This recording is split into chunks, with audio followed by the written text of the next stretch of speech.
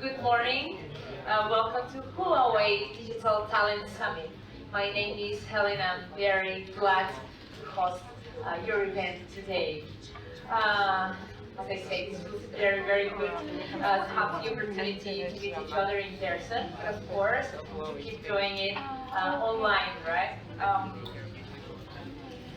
Thanks, first of all, thanks to UNESCO for putting out the World Higher Education Conference.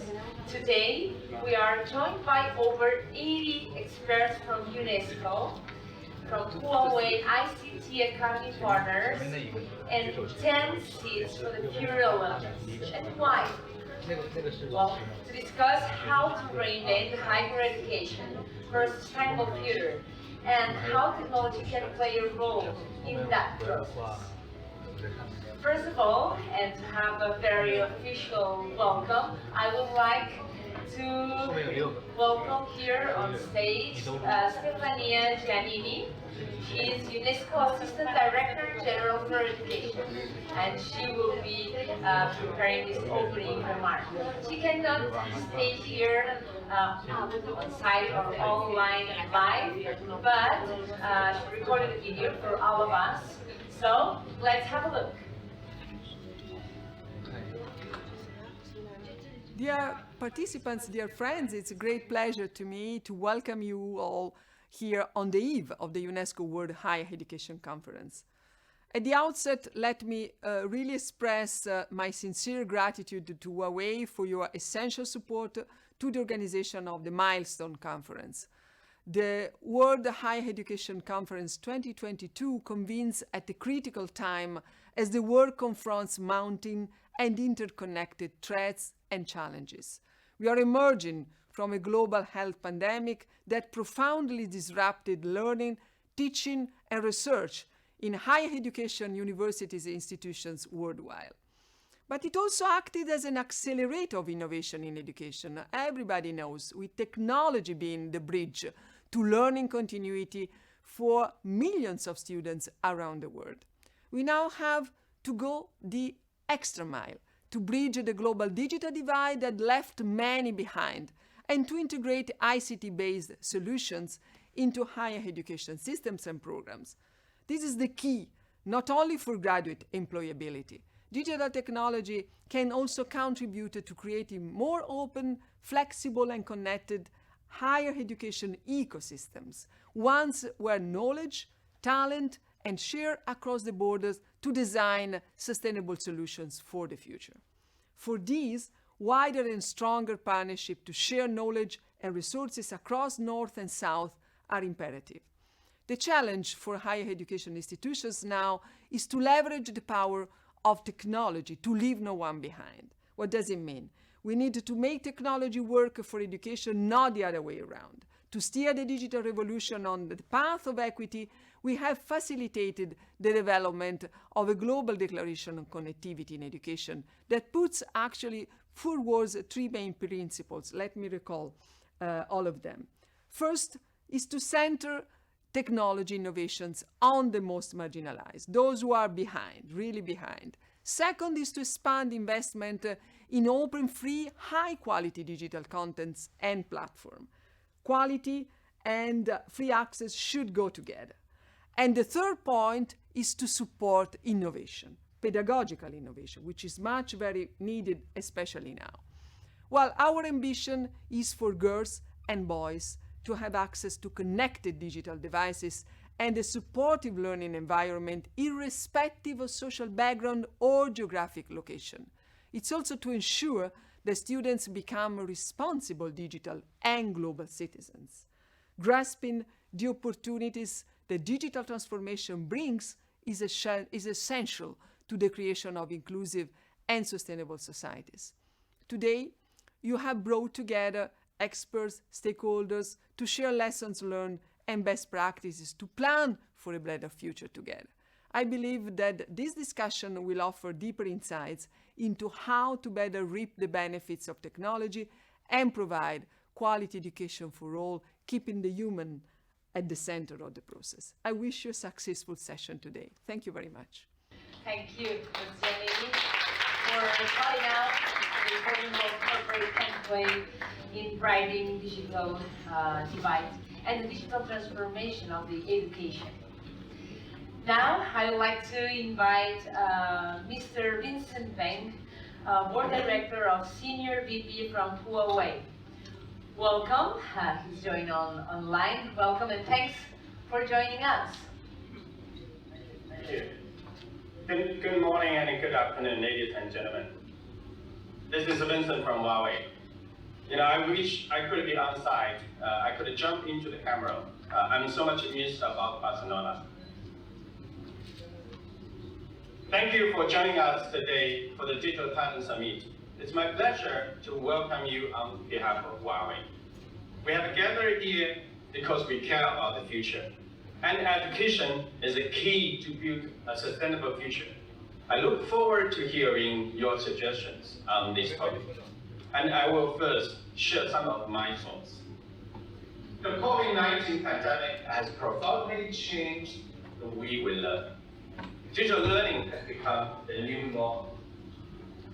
Meanwhile, people now see higher education as a lifelong process with many flexible options.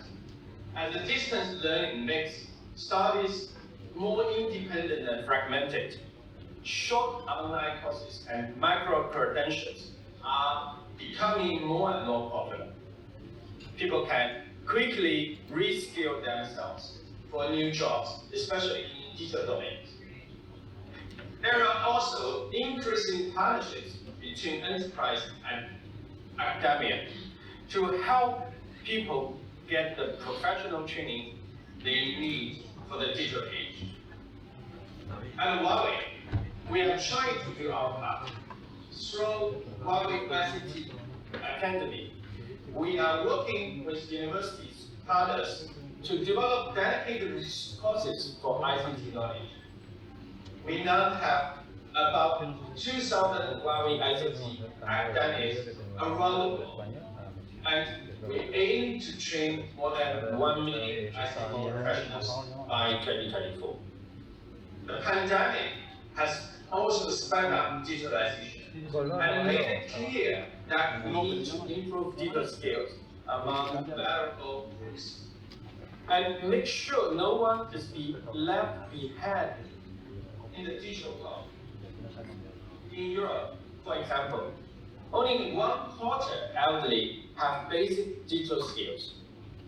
The less connected elderly may have difficulties in getting essential goods and services, such as food and medication during the lockdown. Those divides are even greater in remote and unconnected regions where digital tools are not available. And even if people have the tools, they don't have the skill to use them. They are actively to work on bridging those gaps. But to truly make a difference, universities, corporations, and government will have to work together. To help the nation, Huawei Tech for All initiative is working with partners like UNESCO to promote digital inclusion. For example, in places like Kenya, we have set up a digital chart project. It's a mobile classroom providing green power, internet access, smart devices, and digital skill training for the rural areas people. We are proud to see in the past 3 years, we have helped over 110,000 students and teachers from over 400 schools, as well as many unemployed young people. Digital technology also has the potential to rebalance the world education resources. We should leverage digital technology to build a more collaborative, open, and vibrant education system. Universities in Asia have been leaders in these areas recently. They are actively use technology to enhance their research, attracting top talent. To solve the problem of tomorrow, we need to leverage digital technology to match world best demand with the best higher education resources. This facilitates development and promote global innovation. Collaboration is the best approach for innovation. We support universities around the world by providing funds and have established 60 labs devoted to the basic tech research. We also host events to encourage open academic exchange. Recently, we have launched Huawei Trust App, the open online platform for discussion on the latest technology and innovation trends. This type of openness and collaborations is what the world needs right now. It will help us cultivate outstanding research and future leaders who can build a dynamic and innovative world economy. Digital technology is making higher education more accessible than ever. We need to take this opportunity to build a sustainable and inclusive future. I look forward to discuss those topics with all of you. Thank you again for joining us today. Thank you. Thank you very much, Mr. Bank, for directing our attention to the digital skills challenge facing retired people. In the next session, we will hear the views of government officials from Spain, Croatia, and China on digitalization and, of course, education. First, I would like to welcome here on site Mr. Marcos González, Undersecretary for Universities, to give his first keynote speech. So, Mr. González, good morning. Welcome on stage.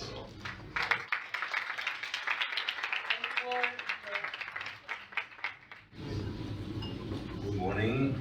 Thank you very much. It's a great pleasure to be here, and thank you, Huawei, for inviting us, the Spanish government and the Ministry of Universities, to this very interesting Digital Agenda Summit.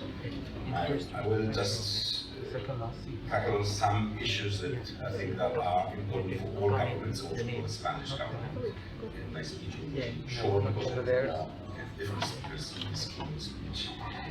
First of all, first idea, I think the digitalization is the fact that it's transforming everything, but also higher education. Based week is based on higher education, and I think the transformation is without doubt. It has transformed everything within higher education. It has transformed teaching, it has transformed researching, it has transformed transfer from university to the economy, to the society. So it's a horizontal issue that has a very big impact on higher education systems. I think this is obvious, we don't know, and the pandemic has just shown this, but we knew it from before. But I think we have to, and I think during the whole day, we could think about three main questions that are essential when we talk about digitalization. The first one is digitalization, of course, is important, but it should help us to do new things, not to do what we already did. And an example is teaching. With pandemia, and I'm also a university professor, obliges us to just switch our teaching from face-to-face teaching to online teaching. But most of us, we did exactly the same. Just have a video camera on and that's it. And I think digitalization is much more. Digitalization should help us to do new things, not old things. And the question is, what can we do in teaching, in researching, in governance of universities, etc. The second question is digitalization for whom? For all of us, but of course, digitalization is essentially linked to the idea of inclusion. And it was already mentioned, the idea of inclusion is very, very importantly linked to this idea of digitalization. Inclusion, and we have a new opportunity to include in the higher education systems other audiences. Of course, connectivity is very important, but I think it's not only the only issue. The way in which digitalization transforms teaching makes it also possible that other people that maybe do not have the time to study full-time are in other parts of the region or can share being different places, can interact together. This makes it the idea of inclusion is vital when we talk about digitalization. And the third idea, which is based on digital talent. How can we increase or promote digital talent? And this is the main topic of this meeting today. All governments, also the Spanish government, what have done? We promote digitalization of universities, for example. And here, the European Union Next Generation funds are essential. The Spanish government just invested 150,000 million euros to support universities to digitalization. So to have new ITs, to have new software, to have new methodologies linked to online teaching, and this is something that is included in all programs that are linked to the Next Generation funds. And the different government ministries are just supporting companies or different sectors with the idea of improving their digitalization, of course. But we should also try to promote digital competence within the education system. Of course, this is in all kinds of education systems. In the higher education system is also one very essential topic. How can we improve digital skills of students? Of course, here universities are autonomous from the government, so we can't say exactly how we can do it, but we can promote the programs. And we can promote, and this is something that we, the Spanish government, are trying to do, we can promote that universities promote also lifelong learning. This is something that was also already mentioned. Universities, the audience of universities are not only students from 18 to 25 or 26. We need to upskill, to reskill all the society. And here the idea of digitalization is one of the topics that in this micro-credentials and more flexible formats we can, or universities can promote. I think this is essential. Therefore, in the case of the Spanish government, we are launching some pilots so that universities can organize these micro-credentials with very close link to the needs of companies, to the needs of NGOs, and there, within this micro-credentials, the idea of digital skills is one of the highlights. So I think this is one of the main goals that we will take in the next years. I'm sorry that I won't be able to stay in the meeting because, you know, the conference in Barcelona this week we are full of events, and now I have to go from this event to another one. But I look forward to read your conclusions and to take it into account when we decide how to launch and how to promote this upskilling related to digital competence in the Spanish education system. Thank you very much.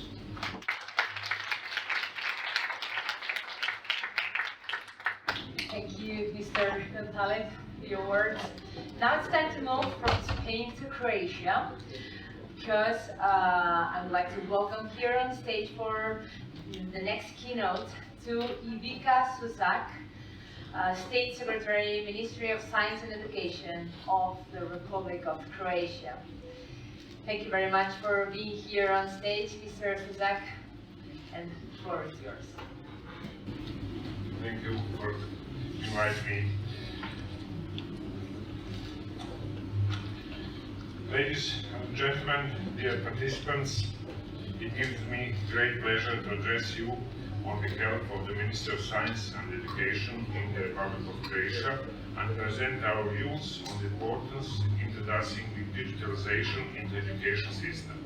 Education systems are facing great challenges on how to prepare further workforce for the jobs that are not even existing today.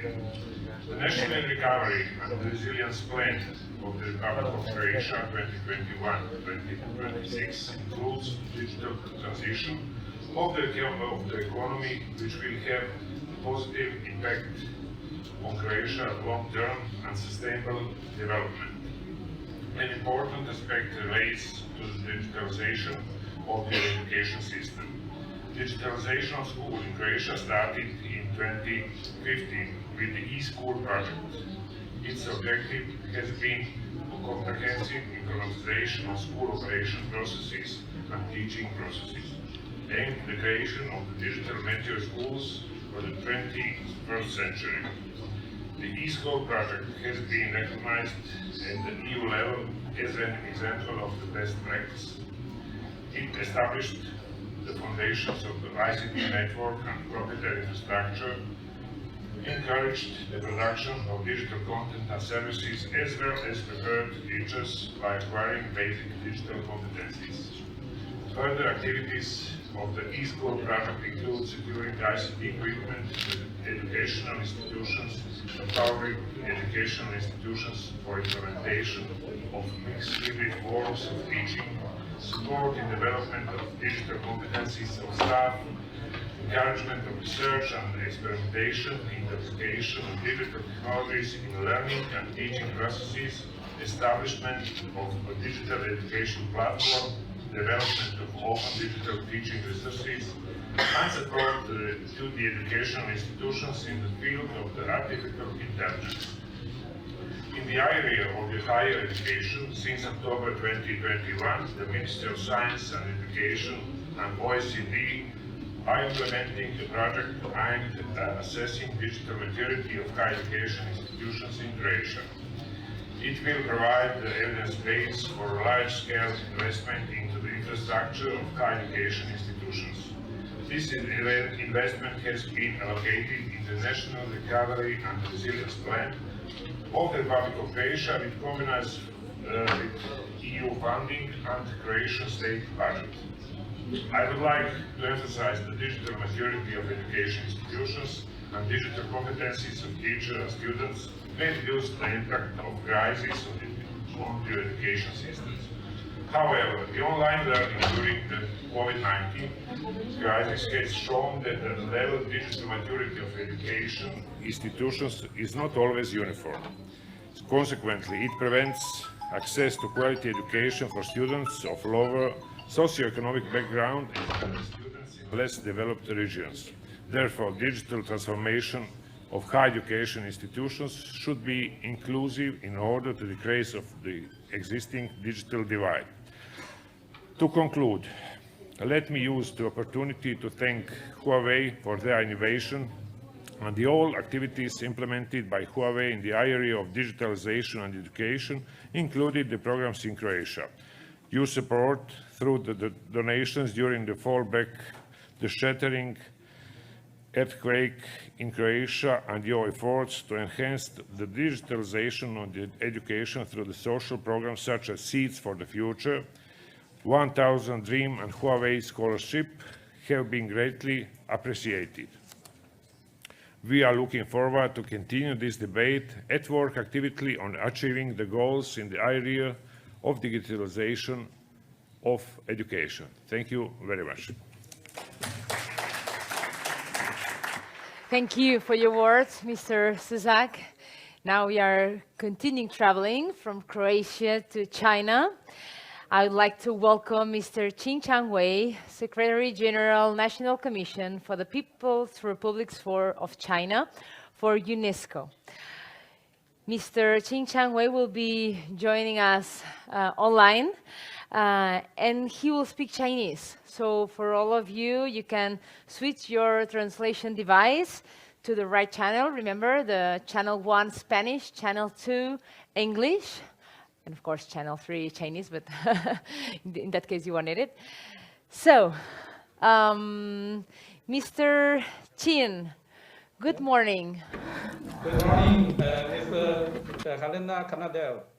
Thank you very much for being here on stage.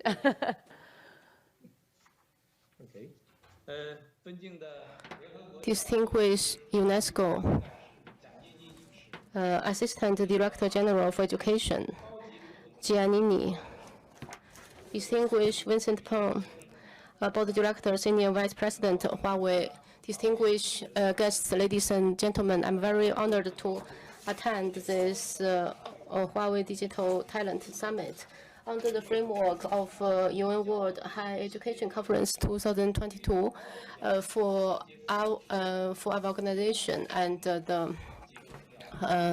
cooperation with companies is very meaningful. In the name of the the Secretariat of UNESCO of China, I send my warm welcome, and I also greeting the guests online and offline, and we also appreciate the effort of Huawei for cooperating. Ladies and gentlemen, we are in the new area, the cloud, AI, and blockchain and other new technologies are having great innovations, and it is integrated in the different sectors of the economy. The new industrial revolution is impacting all the sectors of our life and economy. We are entering a digital era. The digital economy is boosting, especially after COVID-19. The digital technology and economy have played a great role in fighting against COVID-19 and recovering our lives. It has great potential. We cannot imagine that without this technology and the development of its economy, we would face a worse situation. So we have to reach the great potential of this digital technology and adopt ourselves, as well as boost the economy and give benefits to all. This is a talent economy, and the talent is at its core of this. All the people should have relevant skills, and we also need more talents. This is the mission of the education at the moment. We have to upgrade our material and adopt the structure of the higher education in order to have more digital talents. This is a big scale economy, and also a social economy. More talent we have, but the economy would be better. We should have common share and common benefits concept and communicate more in this area. In this way, more people can become digital talent, and more countries, especially developing countries, will have better digital economy, and more people will be able to live and work better in this area and benefit from this area, rather than being restrained by the new technology. At the same time, we have to avoid the digital gap. Digital economy is an innovative economy. Education have to give our innovative talent with an innovative way. The digital transformation economy is the only way out in this situation. In this September, the Secretary General Guterres is calling for a transformation education summit in this September. And for example, Mrs. Giannini is organizing this conference, and I'm part of this group. The digital transformation is one of the main topics. We have to upgrade our concept of education and change its model. Based on the information digital, we have to have a more equal and inclusive education. At the moment, China is implementing and put all the resources and platform as well as school in all this transformation. We are very practical and trying to find a safe method. The digital education should be shared by all the people. The digital digital transformation in education should be cooperated with companies. Many companies in China, including Huawei, is a great driver for this transformation. Recently, the cooperation between China and UNESCO is upgraded. During this process, all the partners, especially companies, are playing very positive roles, especially after COVID-19. Chinese companies have made more efforts and cooperate with UNESCO. So the international community have good education of quality and also material. Huawei is an example. Under the 2030 frame, we observed that Huawei is cooperating positively with UNESCO. With some labs, Huawei is cooperating with Middle East countries, and for more talent in Shenzhen. Huawei also is cooperating and opening online schools for the higher education staff. Huawei is giving very positive impacts. UNESCO, the Secretariat for UNESCO of China will continue to support companies like Huawei to upgrade their cooperation with UNESCO. We will also support developing countries in order to achieve digital transformation and form more digital talent. This will help us to achieve a community of shared future for mankind and as well as SDG. In the end, I would like to thank Huawei again, and I also for conclusion of this meeting. Thank you. Thank you very much, Mr. Qin Changwei. Well, last but not least keynote of the day, let's welcome Mr. Li Ming, Director of UNESCO ICHE. He will also speak Chinese, so again, you can switch or keep your translation device to the right channel. Mr. Li Ming, good morning. Please be very welcome here on stage. A big applause for you. Here you have a stairs if you need it. Thank you.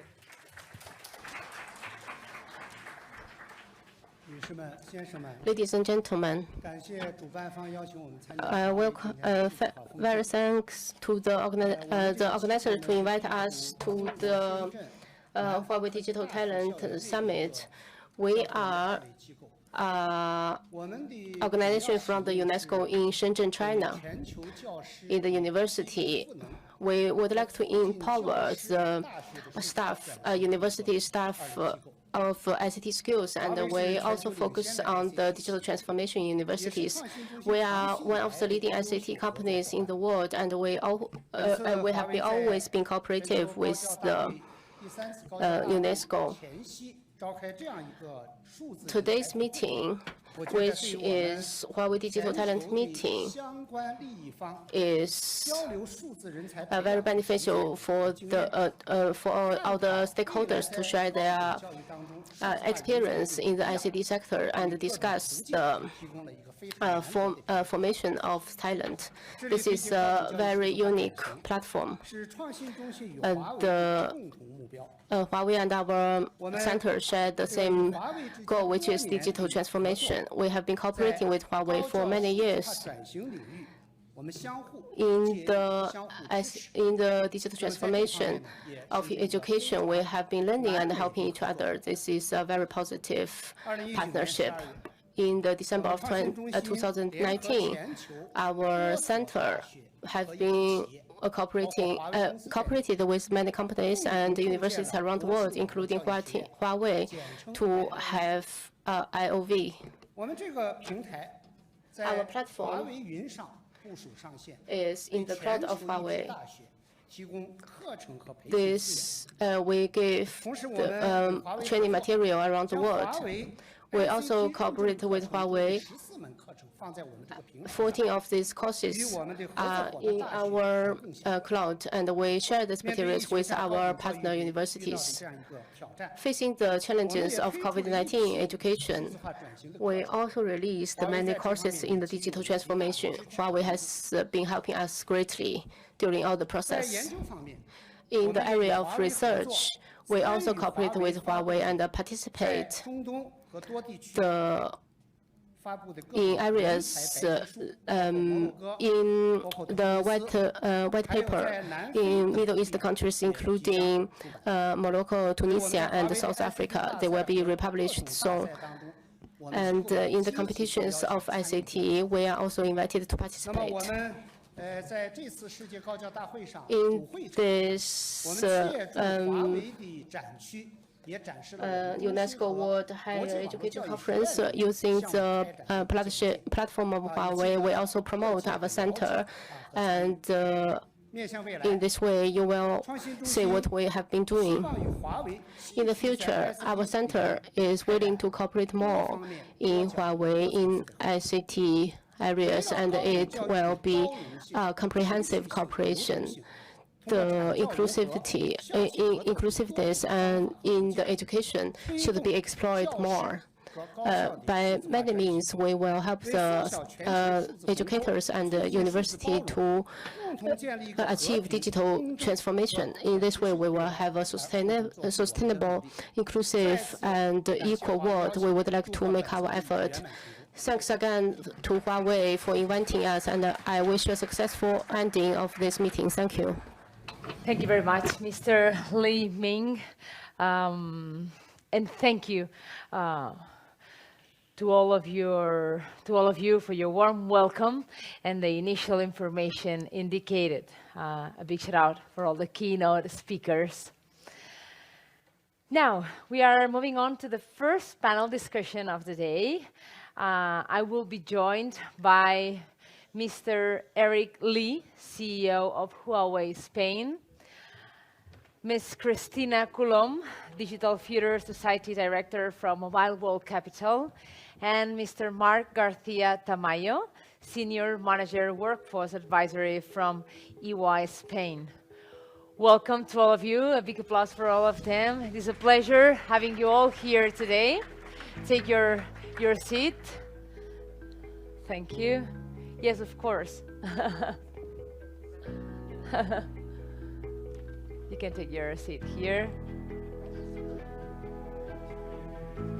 This is for her. Thank you. Thank you, and welcome here on stage. Having a hybrid event, it's quite special, right? Having people here, but of course, all those who are joining us online. Well, we are here to discuss the digital empowerment and, of course, the future of digital skills in Spain with the opportunities and challenges it presents. Huawei Spain is presenting today their white paper entitled The Future of Digital Capabilities in Spain, developed altogether with EY, and thus we want to address the current situation and discuss ecosystems views in the midst to find a better way to cultivate digital talent. I would like to start the discussion with Mr. Eric Li, Huawei Spain CEO. Good morning. Good morning. Mr. Eric Li, we are gathered today under the UNESCO World Higher Education Conference to address talent policies and perspectives at a global level. In this sense, for Huawei, why was Spain a key country to develop and publish the Digital Talent White Paper? Right. Yeah, good morning. It's my pleasure and honor to be here with this UNESCO World Higher Conferences today to speak about digital talent. Digital talent, especially since this event happens once per 10 years. So I'm so honored to be here. Actually, the importance of the digital talent has been widely recognized by so many countries, especially in the EU. EU has been made clear by EU's digital decade strategy, and also in Spain for the digital 2025 plan. So, and also even in the year 2022, for the Spanish government, made it quite clear for recovery, transformation, and resilience plan. Education and vocational skills are highlighted in that plan. So coming back, for the new technologies actually changed and evolved very fast, every like 5 to 10 years. We have to keep learning and training in these new technologies to accomplish the digital transformation as we keep going, So for the company like Huawei, we would like to, what we can do to together with the public sector or private sector to have these industrial partners to address these kind of challenges. That is why, we made a decision that we're gonna launch this talent development white paper in Spain. So the main objectives of this white paper are to look at the overall status and also assess the current status of what's going on in terms of the digital talent in Spain. And also we wanna, use this kind of background to raise more in-depth discussions around this digital development program. So we have worked together with the EY to obtain the best result possible and be able to present them in this white paper. The white paper called The Future of Digital Skills in Spain. Absolutely, thank you, Eric. I would like to head over to Marc Garcia, who is Senior Manager of Workforce Advisory in Ernst Young. Good morning, thank you Good morning, for being everyone. here. As Eric said, there are different opportunities in Spain to improve digital skills in the future, of course, and very close future. What was the purpose of the study, and what was the approach that you used? Yes, first of all, thank you everyone for joining us. It's a pleasure from EY to be here, and I will show the main results that we prepare on the white paper. I think the first one is to understand what is the current situation in the European Union, and as we said before, the European Digital Compass has a very target objective by 2030, that it's that at least the 80% of adults should have the basic digital skills. Here in Spain, taking into account this metric, only the 57% of population has these basic digital skills. Just above from the European zone, but below for the European target. No? Taking into account this, the challenge that we have discovered in the study is that there is a mismatch between the supply, what is the talent available today, versus the demand, what are the digital skills required by our companies. Taking into account this, the aim of our study is to understand, to analyze in a deep dive way, to understand what are the main factors that caused this situation from two perspectives. In the first one, it's the demand. We carry out a survey for 56 companies that operate in the same sector like Huawei. And for the other side, we analyzed what is the response by the students and the teaching experts from educational institutions. And we have collected 125 responses, and they have provided what are their opinion about this. No? Regarding this approach with two perspectives, we have limited 5 key building blocks or key areas that for us are very important. The first one is the digital transformation and what are the challenges for the companies. The second one is what are the digital skills that would be demanded in the next years. The third one, it is the supply, what is the shortage of ICT professionals, as well as what are the main causes that provide this situation. The fourth one is the bridge, what is how can we close the gap between the supply and demand, and reskilling, it is the bridge that could develop this gap. No? And finally, we analyze what is the importance of certifications or micro-credentials that Marcus said before, taking into account that the new people or the young people, they put in value these micro-credentials. Thank you. Thank you, Mark. Cristina Colom, as Director of Digital Talent Society from Mobile World Capital, and exploring what Eric and Mark have said, what do you say about the rising need to gain and develop digital talent and skills? I mean, we may be forgetting another challenge, which is the growing digital divide that needs to be addressed, or are these two aspects compatible? I think they are the two sides of the same coin somehow.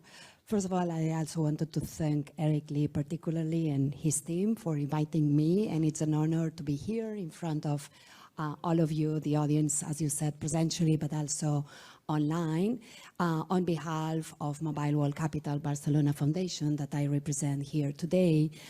It's a foundation that we seek to improve quality of life through the digital transformation. But this digital transformation needs to be always human-centric. And I think the words before me of the other keynote speeches and Eric and Mark goes into the same direction. Addressing those two sides of the same coin means we are actually in a digital emergency. That means we've been, I would say we are experiencing this digital transformation, which brings a lot of good things to us. Let's say opportunities, we can get to new services that through technology we can achieve on the financial, on the health, of course, on the education. However, there is the other side of the same coin, which are all the challenges that this digital transformation is bringing. And the main one is basically the digital divides. And I would like to point it out that it's not one single divide, because probably then we would be done. It would be easy. After this event today, we would all go buy all the devices and everybody would be happy joining the internet. Unfortunately, it's not so easy because this digital divide goes beyond the accessibility, which is of course extremely important. It goes beyond connection. It goes on education, gender gap, depending on the age, how I can access to internet. It depends on language, and unfortunately, I don't know about Chinese, but half of the content on internet is in English. So unless you speak English, you have a limit to half of the content that you will find on the internet. So at this point of time, what we are seeing is we are somehow creating a dual society. One which is digital skilled, and this is great. I think digitally skilled people, talented people can get greater jobs, and as I think Marcus mentioned on the lifelong learning methodology or philosophy somehow, and I think this is very important, but at this point of time, we are excluding to that methodology or to that system all those people who really do not have those digital skills. Mark mentioned it, this percentage in the case of Spain who lack basic digital skills. And I think we need to think what that means. That means I cannot send an email. I cannot set up an email account. I cannot send a WhatsApp message. And we think this is not happening, but this is happening a lot, not only in Spain, not only in Europe, but across the globe. But I think we need to address it, and I think, of course, education is mostly the solution for that. Absolutely. And seeing that the numbers that Mark shared with us before, Eric, what do you think about Spain's digital talent development? How can Huawei contribute to it? Actually, I'm impressed by the Spain's digital effort and our investment into the talent development program. So the latest index, like called the Digital Economy and Social Index from EU, the showing that Spain is in a good position in terms of this basic digital skills and also enterprise adoption of the digital technologies. So that's good. But however, I think there are still room, always for the room for the improvement. So this is a very still lack of the digital talent in Spain, mainly because of this global economy has entered into a digital faster lane, and also because of the pandemic. Most of the companies and industries are accelerate the digital transformation in their sectors. So Huawei started over 30 years ago, and also have showing growing a industrial leader in the past 30 years. But at Huawei, we always believe that we can make a difference based on the digital talent and a red talent. For instance, Huawei built up a certification system called competencies and also a qualifications certification system, in so-called C&Q systems. So through these systems, so we can assess the employees' professional growth and also their performance. This system can be used to be here in Spain for the public sector and the private sectors. Another thing, from the years of the experiences, we developed more than 100 courses free online from our portal. And among of those 100 courses, we actually create a technical certification system which cover 20 domains in ICT industries. That's a lot. So coming back that what we can contribute to Spain's digital societies. First, we launched this Seeds for the Future program in the year 2008 globally. Currently, so far, we have been trained more than 1.5 million people in 100 countries worldwide. But we introduced this Seeds for the Future program late in the year 2013, so into Spain. So this year is going to be the 10th year for this program in Spain. So, and with this upcoming edition, we're going to train more than 200 students this year in Spain in the year 2022. So another example that we also develop a lot of training programs in Spain, like Huawei ICT Academy is here, and also Smart Bus, and also Huawei Digital Universities. So actually in the year 2021, during pandemic, we also successfully launched the Seeds for the Future scholarship programs. So it's gonna motivate outstanding Spanish people into the digital areas. Actually, 1 month ago, we also, together with Mobile World Capital, to launch a project called Inclusive Coding.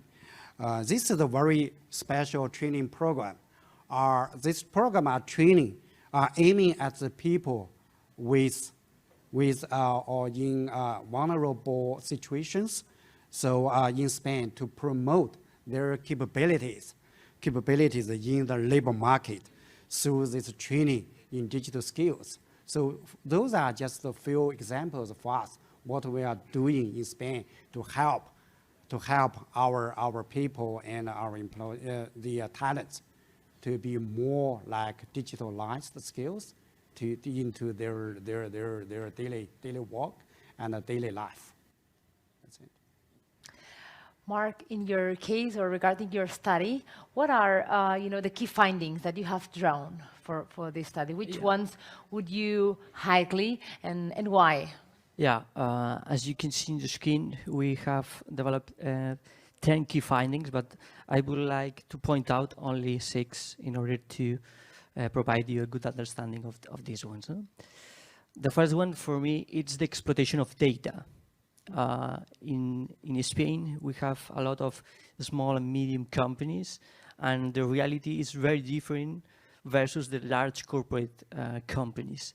So we can, I think, advance to help these small, medium companies to provide them good data programs. There are a lot of options in terms of digital certifications, in micro-credentials, in micro-learning, options that we have to provide them in order that they could move forward in this field. The second one that I would like to point out is the shortage of ICT profiles. And there is a data that is very impressive. In Spain, only the 3.8 of professionals in Spain are related in the ICT profiles. And the main cause of this shortage ICT profiles borns in the school. In the young people, when they start at the school, there are a lot of men in this way that they choose the ICT subjects or matters versus the ladies that they don't choose this one. I think there are a lot of things that we can do in this way. You know?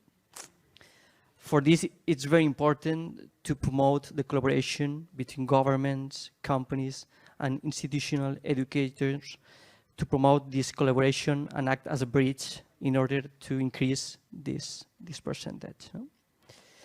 The other one is the demanding skills.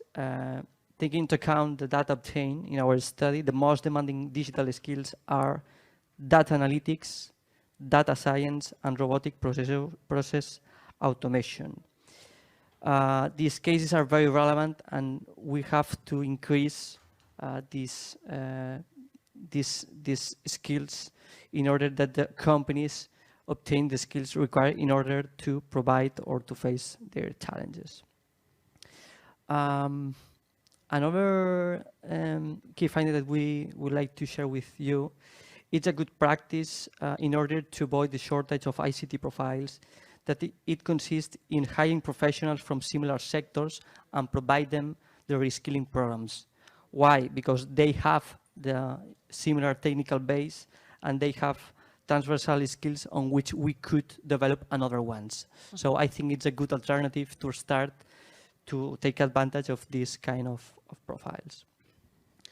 As I said before, and I suppose that Cristina goes in a deep way after, in Spain, it's very necessary to incorporate the figure of counselor in the schools to orient or to provide certain orientation to the young people to choose these STM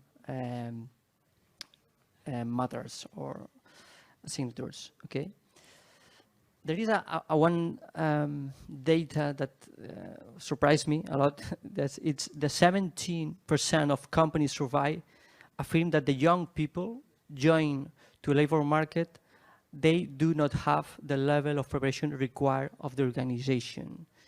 And I think that there is a very huge percentage of people.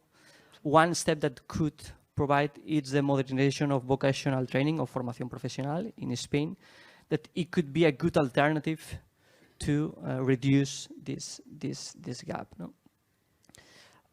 Another key finding that we would like to point out today is that 88% of companies survive affirm that reskilling programs are very important or high important in their strategic roadmap, but only the 18 of companies consider that they have prepared for facing challenges of the next 5 years. Another key finding that we would like to share with you that we observe during the interviews with experts of institutional educations, it's the need to develop a reskilling program for the entire teaching team of academic institutions. They need our help. They need to reskill their digital skills, and they felt in some cases that they are alone.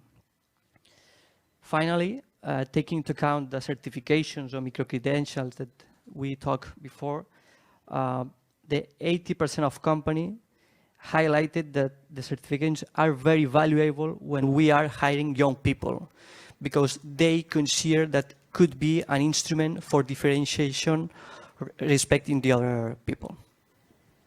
Looking at the numbers, again, thank you, Eric, to contribute from Huawei side in this digital talent development. Christina, we've been talking about talent or digital skills as a whole, but what's your opinion or your thoughts about gender inequalities? Where does it stand? I mean, are they present in our current situation, taking into account global crises, such as the pandemic, for example?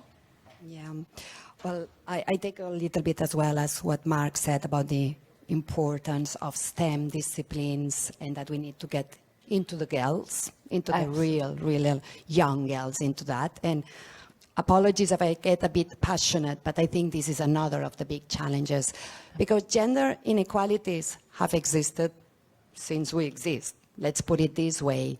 And I would say something else, because you mentioned it on crisis situation, the pandemics, the war, it doesn't really matter. The effect of a crisis is never gender neutral, never. It has always a stronger impact on women than men. And we can see it during the pandemics, and I can go to the very high skill, talented women. If you look at data on the number of researches done during the pandemics, the number of women who finalize or elaborate those researches decreased dramatically than before the pandemics. Women took care of children, of grandparents, of elderly people. They had to do all these housekeeping activities a lot more than men, even for high-skilled women. So there is this gender inequality that it's, I would say, rooted in our culture, in our mindset, and we need to change it. The World Economic Forum has a report that showcases when we will be achieving this gender balance. And again, due to the pandemics, this number has increased. Before, it was 96 years. Close your eyes, think about yourself, where will you be in 96 years? We will not see this gender equality. Unfortunately, this goes even worse. Due to the pandemics, this number has risen now to 135.6 years. Wow. So my great-great-great-grandchildren might see this gender balance. I think this is an issue we really need to orientate, as Mark was mentioning before. And apologies because this is Ernst & Young, but McKinsey had another report before the pandemics that showcased that between 40 and 160 million women will need to change to new jobs during this decade, this 2030, from now to 2030. And in this change of jobs, they will need to have digital skills. What happens when this is not the case for a lot of those women? They lose independence. They cannot have autonomy. They cannot become what they want to do. And you say, well, why is it so important? It's not only that women are half of the population, it's half of the talent, it's half of the creativity, it's half of the innovation. It comes from women. So I think we cannot afford a society where women is not present.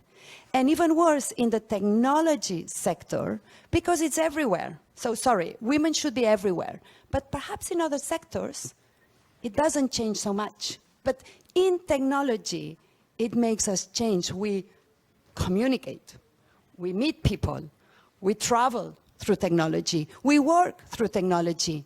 So if we don't take into account the standpoint of the women in all of those situations and all of this development of technologies, we are losing this half of the population or the talent or the creativity. So we need to talk about education, but we need to make sure, as Mark was pointing out in the research, that we need to promote and foster, first, that we are equal. There is no difference between one or another. When they are 3 years old, children, we as children decide already for blue collar, for pink collar, these things, which I don't think should be that bad. It's only a question of self-esteem. I need to know that I can be good at maths, I can be good at arts, or I can be good at technology. Absolutely, absolutely.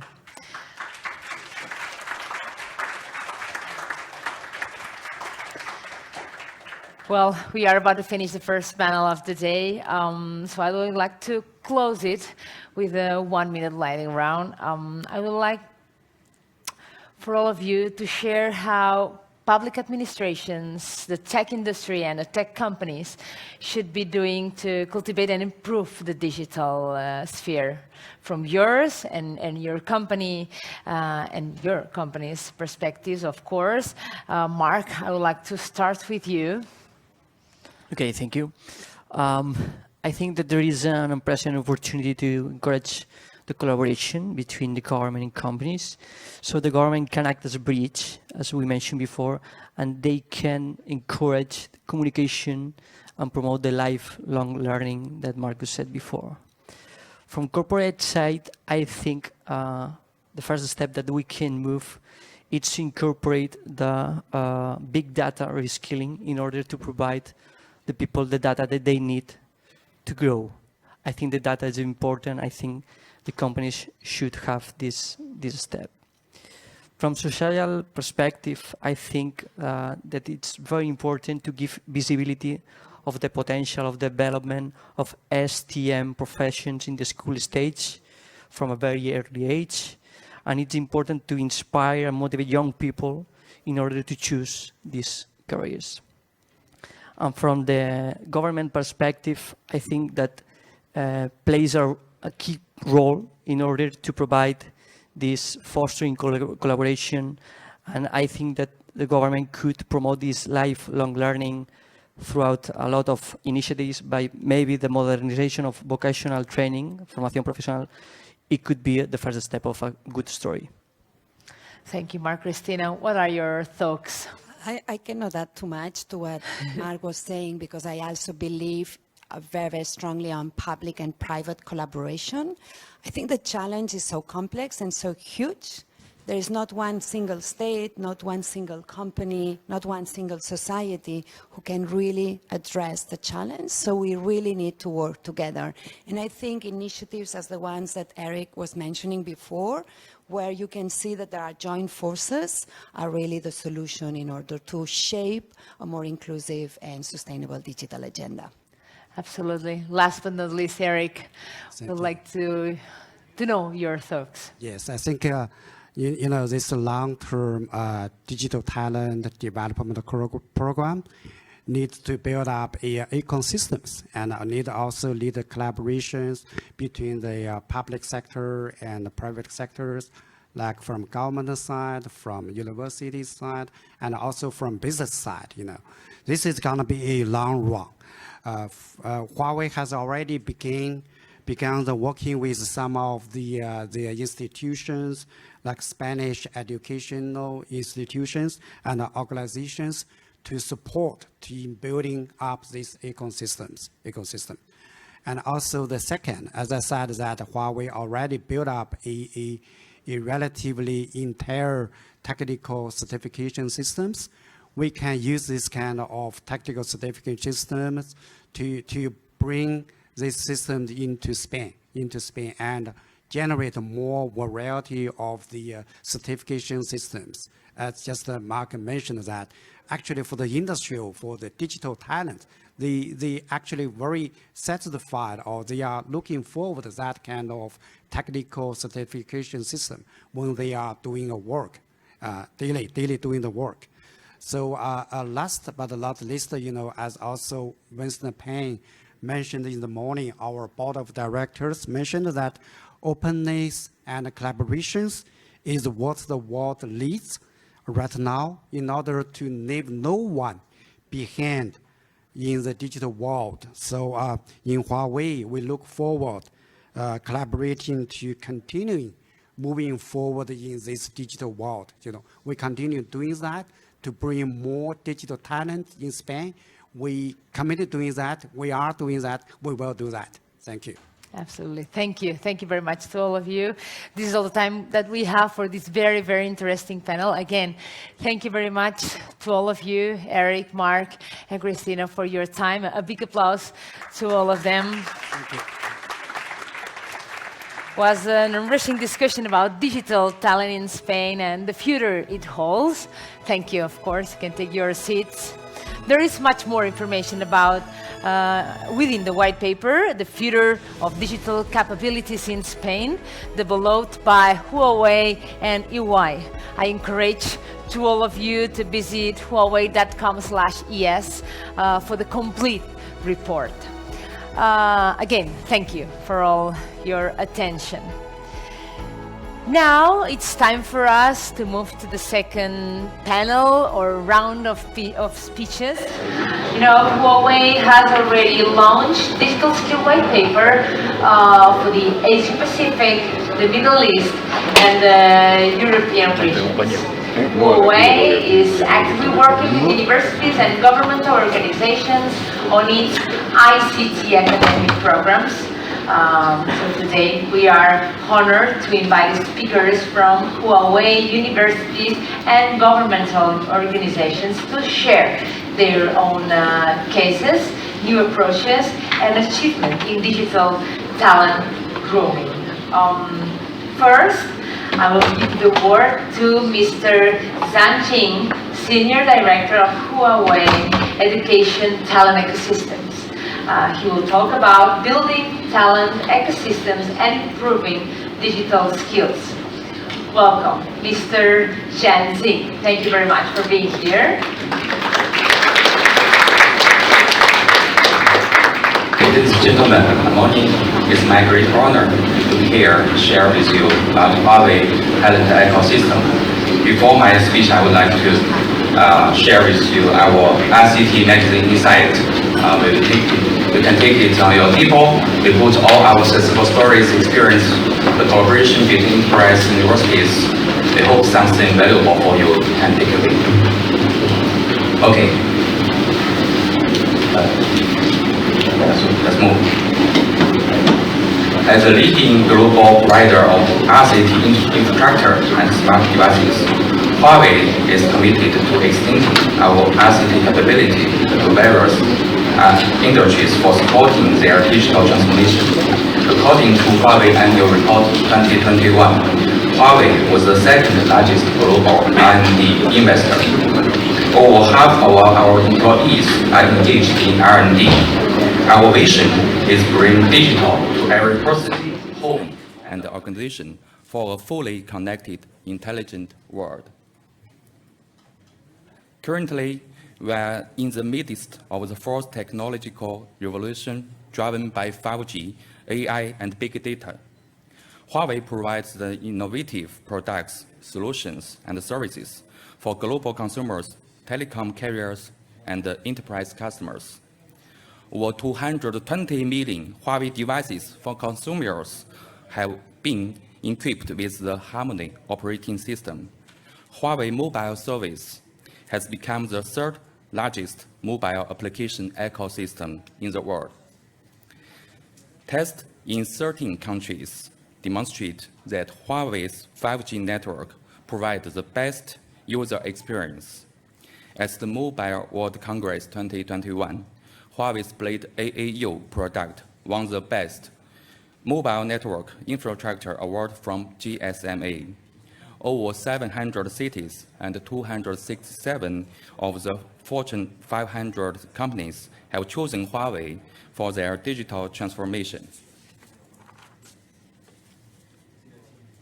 As digital technologies continue to develop rapidly, so does the world become more digital. So far, more than 170 countries have released their digital strategies. Digital transformation requires a lot of ICT talent, but authoritative organizations focused a gap of more than 10 million ICT professionals worldwide in the next decade. To bridge the gap between talent, supply, and demand, Huawei has set up the 3-tree talent ecosystem, which integrate education, industry, and the public approaches to talent cultivation. Next, I will focus on Huawei experience and achievement in the education talent ecosystem.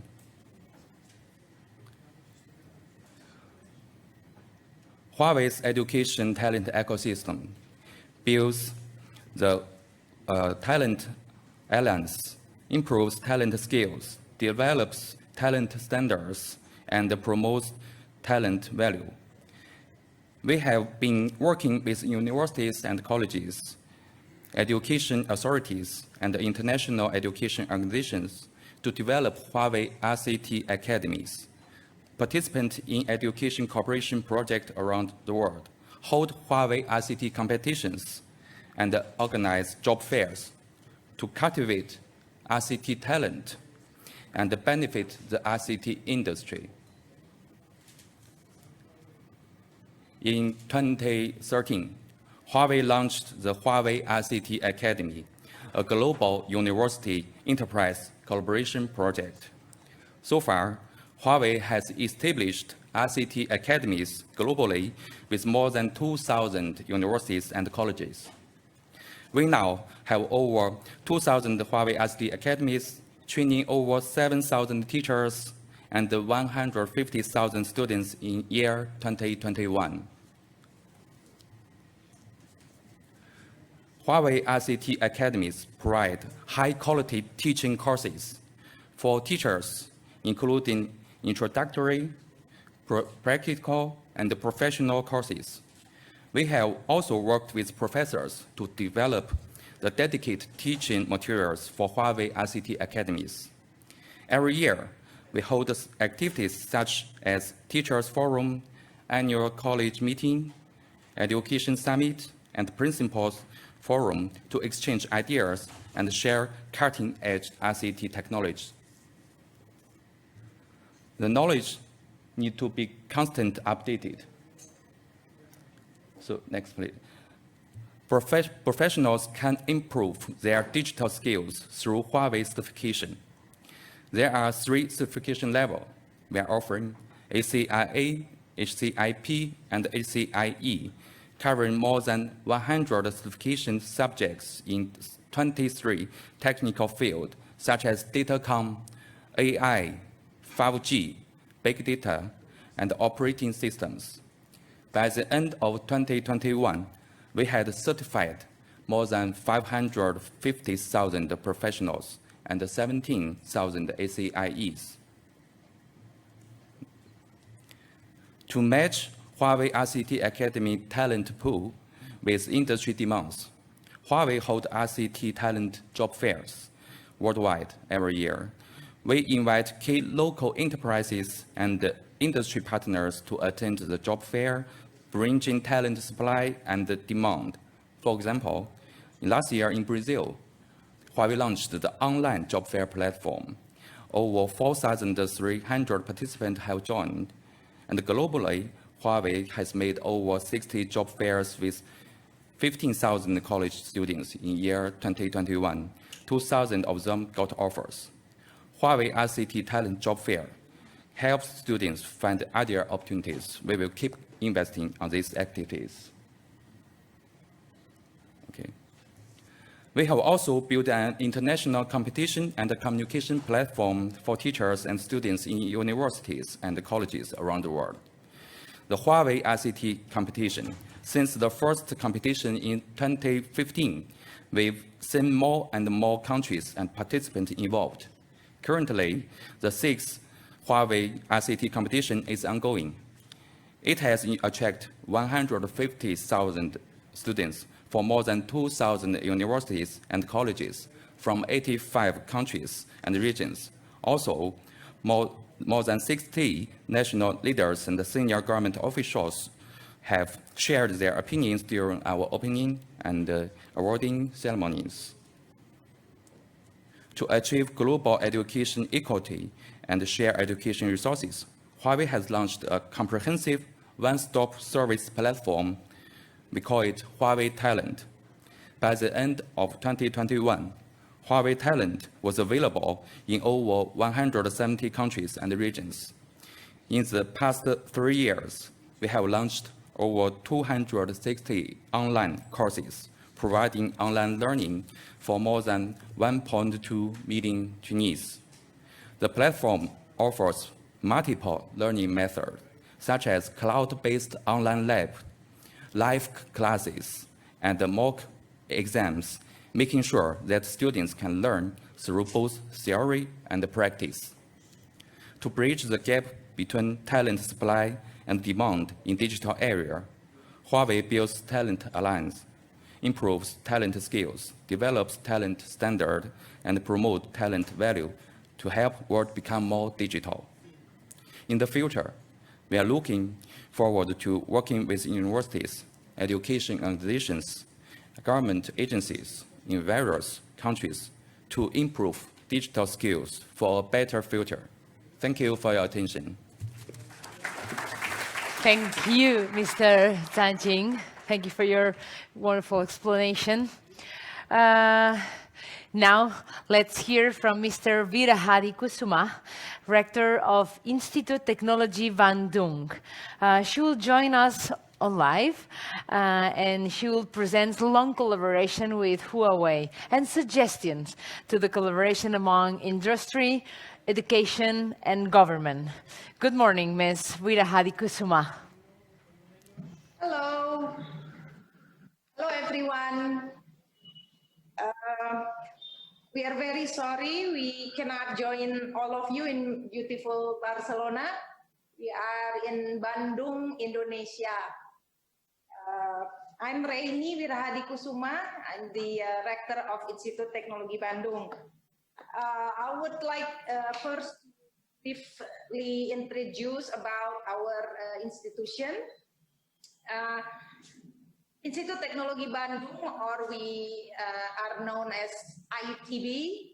ITB is a state university in Bandung. It's about 2.5-hour drive from the capital of Jakarta. We are the oldest science and technology university, and we are also focusing on design and art education. So it's a good mix between science, technology, and art and design. And recently, we also work on our management education. ITB and Huawei has been partnering since 2010. Yeah, 2010. We are very enthusiastic about this collaboration. The most achievement is we can tell that with only 7 certified instructors in 2020 and 2021 alone, our university has trained more than 400 students on artificial intelligence, and I got the report that our students getting the highest passing rate compared with other universities, because our students are very enthusiastic, they are very driven, which is very, very good for this program. As Mr. Zhang Jing earlier, have been very active participant of the academy. Thank you for your support. In Indonesia, there are 80 universities participating in the academy, and ITB is one of the major institutions involved. These are several events that we can show all of you, just giving some overview from the recent activities, 2018 and 2019, we involved in all kinds of ICT Academy activities.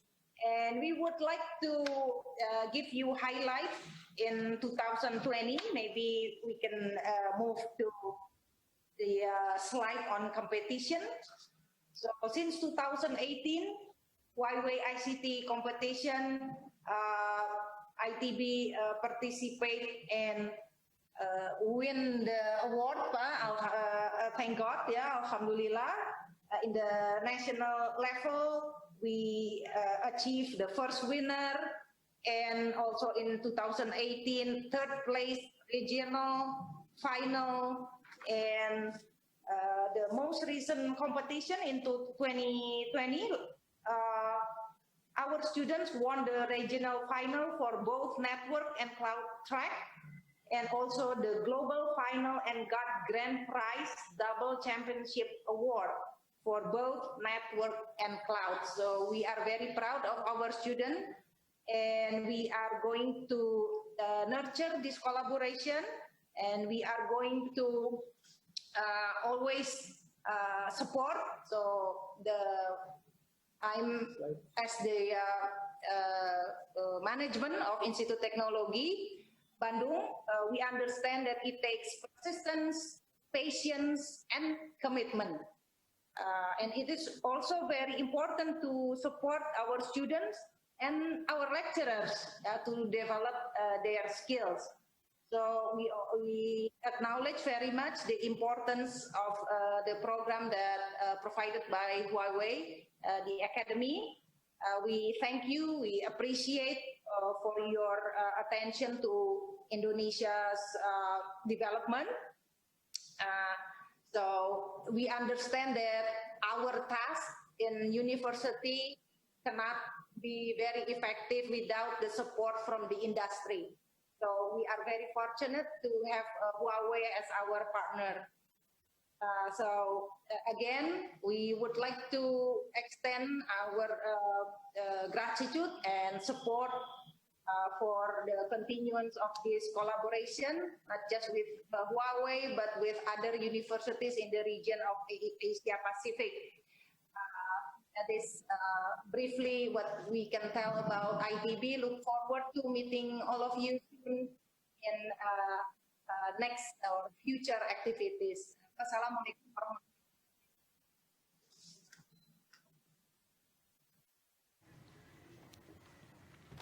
Thank you very much, Ms. Vida Hadi Kusuma.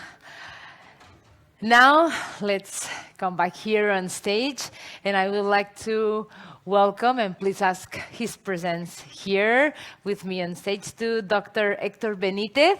He is Director of General Directorate of Computing, Information and Communication Technologies of UNAM, in cooperation, of course, between Huawei and UNAM.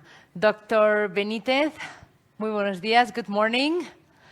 Thank you very much for being here, and the floor is yours. Thank you. Thank you.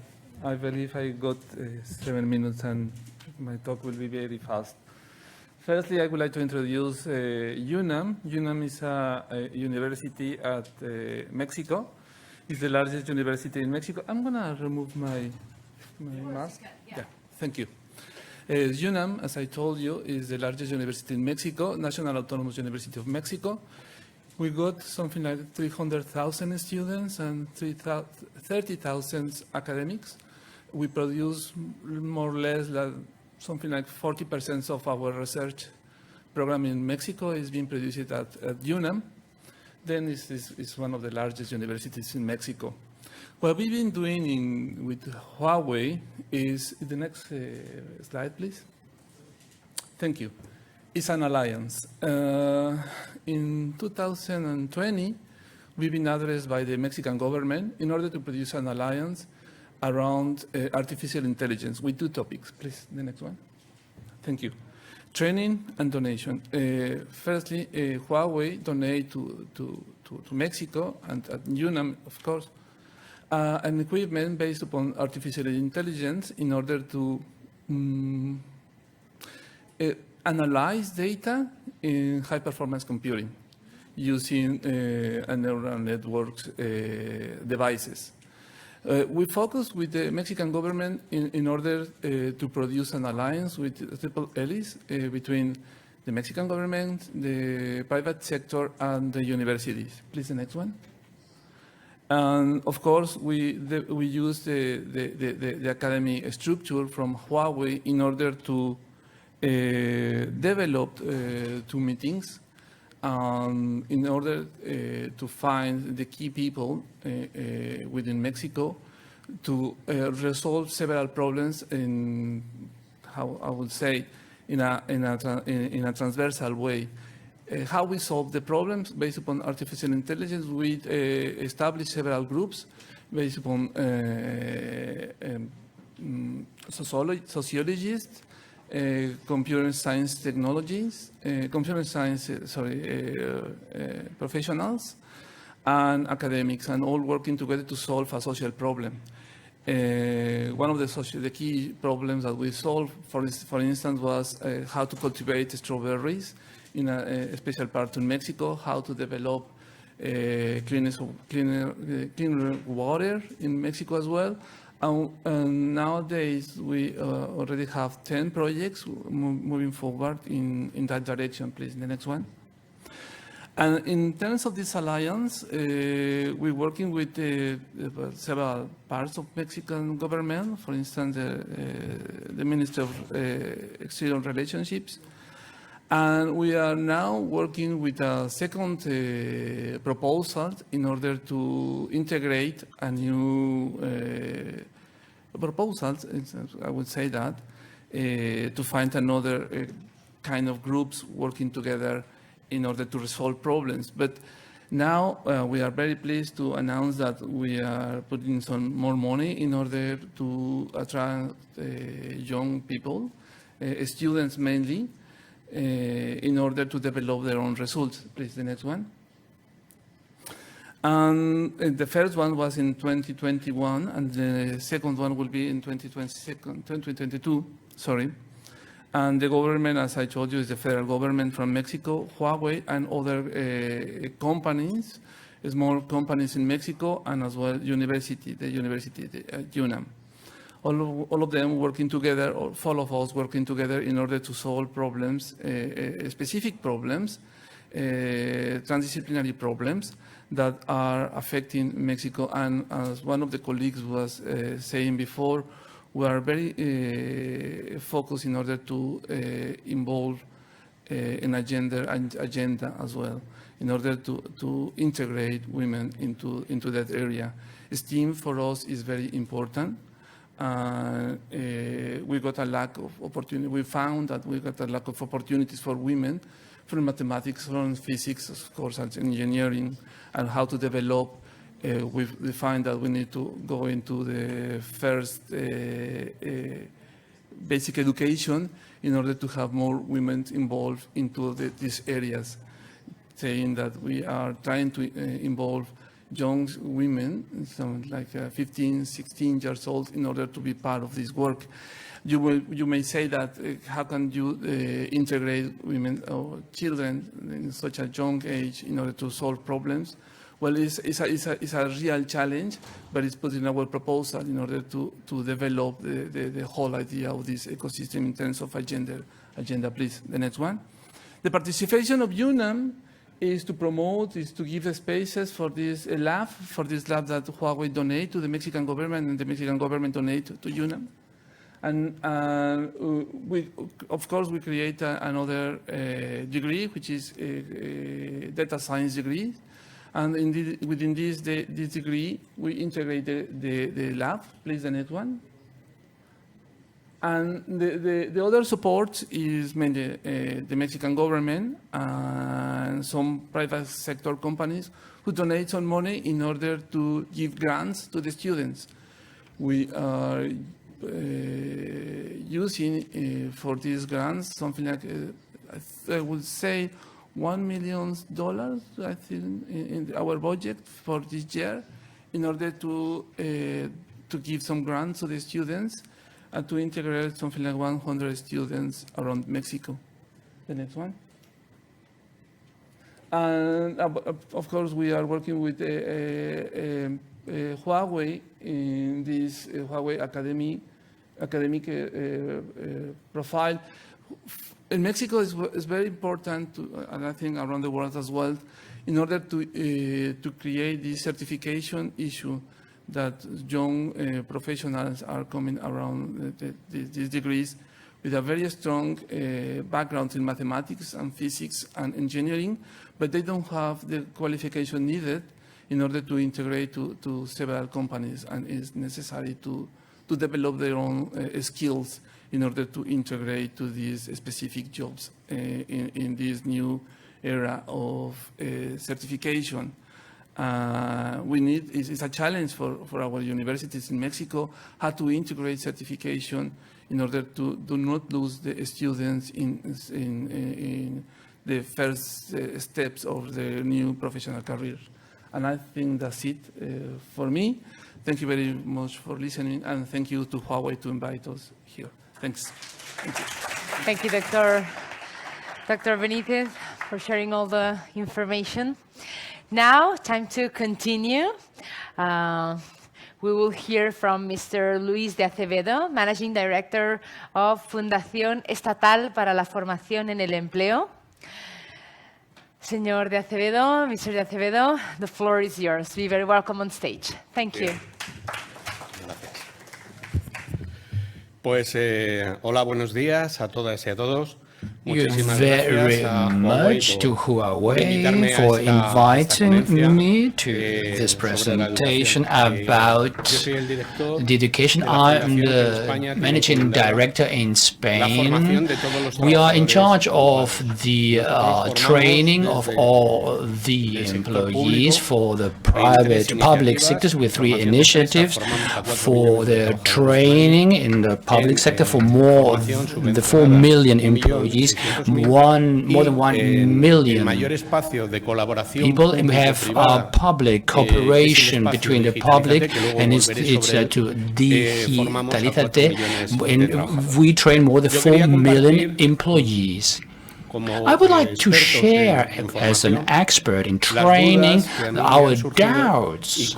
And from my organization, we have to go over them. The first thing, we have here a quotation of Heraclitus. He was born before Christ, and he said, in the chaos there is no error, and all together we have to organize all this general chaos. The first reflection I would like to share with you, the knowledge doesn't belong to the university or the public administration, but to private companies.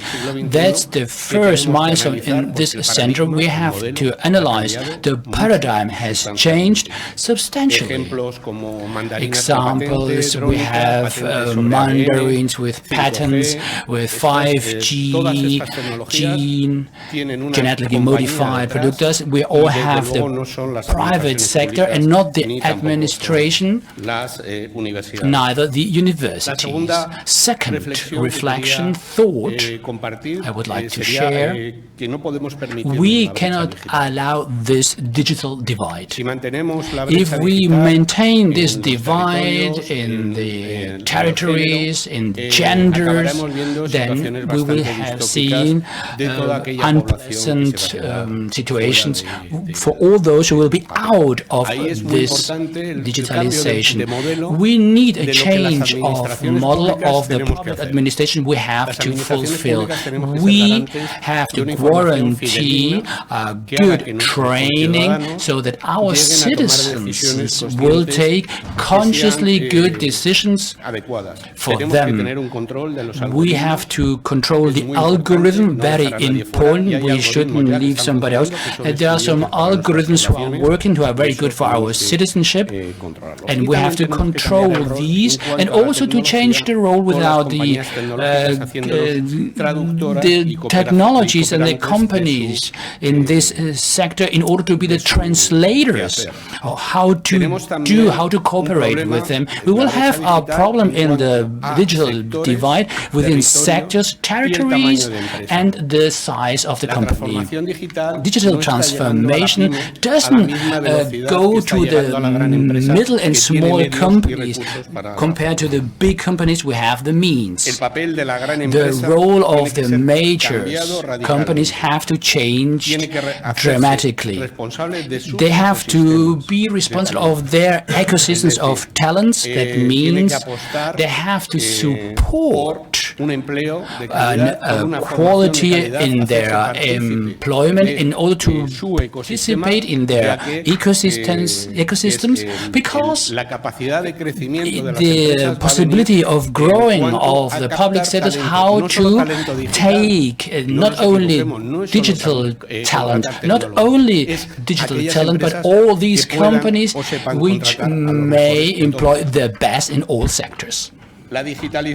Digitization is global, will go to all sectors, to all jobs, and we have to know how to form this system. School should be to train in soft skills so we can work in teams, how to generate projects together in teamwork, to know the synergies, what we are dealing with, and other crucial aspects. Our organization, Funde, has started a space of collaboration, the biggest collaborations with the public-private sector, collaboration public-private sector and public-public within Spain and Europe. 50 companies, they have social responsibility and governance, have given the resources for training in order to have this transformation for free, to support the digital transformation of the small companies and the employees. More than 4 million people participating in this digital space with Huawei is our partner. CEO of Huawei, Mr. Li, signed together with the Ministry of Works, with us and with the other companies, the access to this space. It's just within this space where we are having contact with the technological companies, how we can collaborate, and there are accords and the third level with Google, we have with Huawei, we have a second accord. Un espacio de reflexión de cómo organizamos how to organize the roles within the public administration, the companies and universities, because we need, and they are facing a challenge. Huawei said 120 resources in digital area, 5G, Internet things, big data, artificial intelligence, globe, also to access to magisterial courses and digital talent. So we need the collaboration within the government, the public administration, and this company. We have to advance to see connecting aspects, how to advance together, because together it's not only of Huawei, but of everybody. Thank you very much.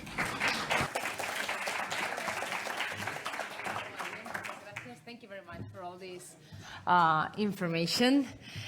And let's continue. I would like to warmly welcome just the last speech before a short break that we will be making right after.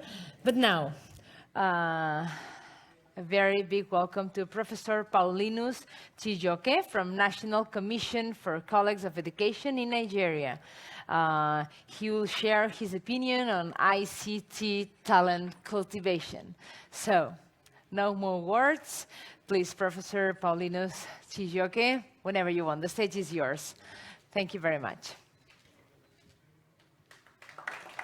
Welcome on stage. Good morning, fellow participants. I bring you greetings from Nigeria, Africa. We are very grateful to Huawei for extending the invitation to us to be part of this talent summit to do with digitalization. I represent a board known as National Commission for Colleges of Education. It is the third leg of the tripod of excellence for tertiary education, supervision, and regulation in Nigeria. The other two legs are National University Commission for universities. Then we have the National Board for Technical Education for polytechnics. As we supervise and regulate all the colleges of education that train teachers, produce teachers, especially for the basic education level, that includes the primary and junior secondary school, considering Nigerian education system. Our ambition, like I said, is to develop curriculum for teacher education and also accredit their programs, basically quality control, so that all the teachers produced in the country, be it by the government or private institutions, that they come up with the same certificate or the same standard anywhere in the country. So these colleges are over 200 in the country. And we have been carrying out this very exercise, and during the pandemic, we really had challenges. Prior to the pandemic, the COVID-19, we've been applying technologies. We've been deploying technologies in teaching, or teaching our very students in these colleges. But that was in a very small scale. But during the pandemic, when schools were closed, we scaled up and started using some of the ICT platforms to teach the students while the schools were closed down.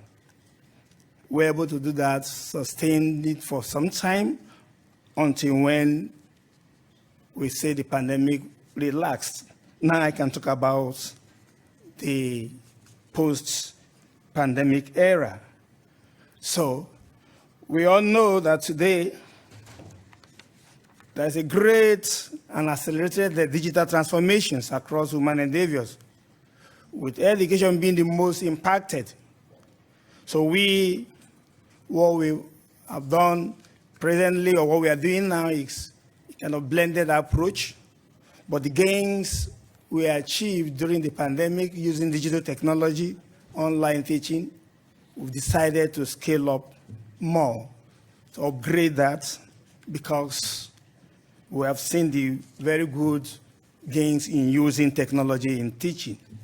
Something is very special about we in the College of Education applying digital technology in our teaching learning, because these very teachers we produce at this level, they are the ones that teach the very younger ones from crèche. They teach at the nursery. So if these teachers have this technology, this skill, digital technology, it becomes easier for them to begin to develop the talent in the younger ones. So we are open. We have been partnering with some organizations, both local and foreign. UNESCO has been of very good help, and UNICEF. So when Huawei came on board, we opened our hands to them. Presently, we do not have any partnership, but we want to enter partnership with Huawei. We've done all the groundwork, so we are expecting them, or just today we hope to send a MOU, and immediately they visited. We are hoping that immediately, maybe after this moment, we are quickly going to start this partnership to bring it to actualization. So what are we expecting from the agreement, we were looking at the collaboration, establishing Huawei ICT training and teacher resource centers for staff and students training, experience and internship, scholarships, knowledge exchange as regional, national, international seminars, conferences, and workshops. We're also looking at, through this collaboration, to widen teachers' education while increasing enrollment through NC academic industry.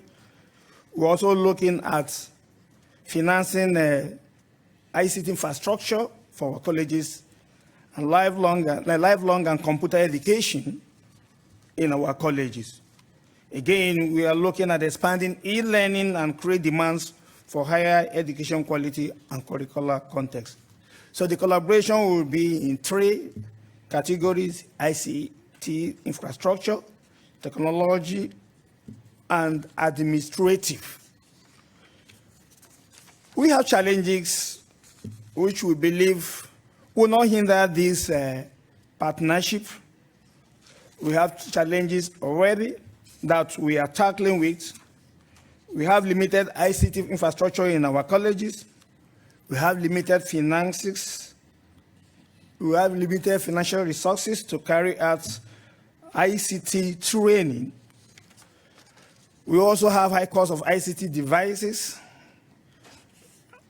And we are looking forward. The prospects are there because the students are there, the schools are there, the market is there. So we're looking forward that through this partnership, we will change the narrative to a great extent as it relates to digital technology among our students and our graduates who will be beneficiaries at the end of the day. So at the time we finish this, we are believing that we are going to reduce the school dropout rates and also improve unemployment in the country, as well as issue of insecurity and youth militancy, which somehow we will be battling. So we believe that with digital knowledge, or digital technology being deployed in our schools, many will be drawn back to school. So in our plan, we believe that if this works out well, that in no distant time, what presently we have will double in terms of achievement in our school system. In conclusion, the future of digital teacher education is full of promise and opportunities, especially as its deployment lays the foundation for quality e-learning and online education. It is hoped that with the support of Huawei technology, our training institutions will continue to promote digital teacher education, as well as promote long life learning opportunities for all. Thank you very much. Thank you, Huawei, for finding us worthy to partner with you in this project. Thank you for listening.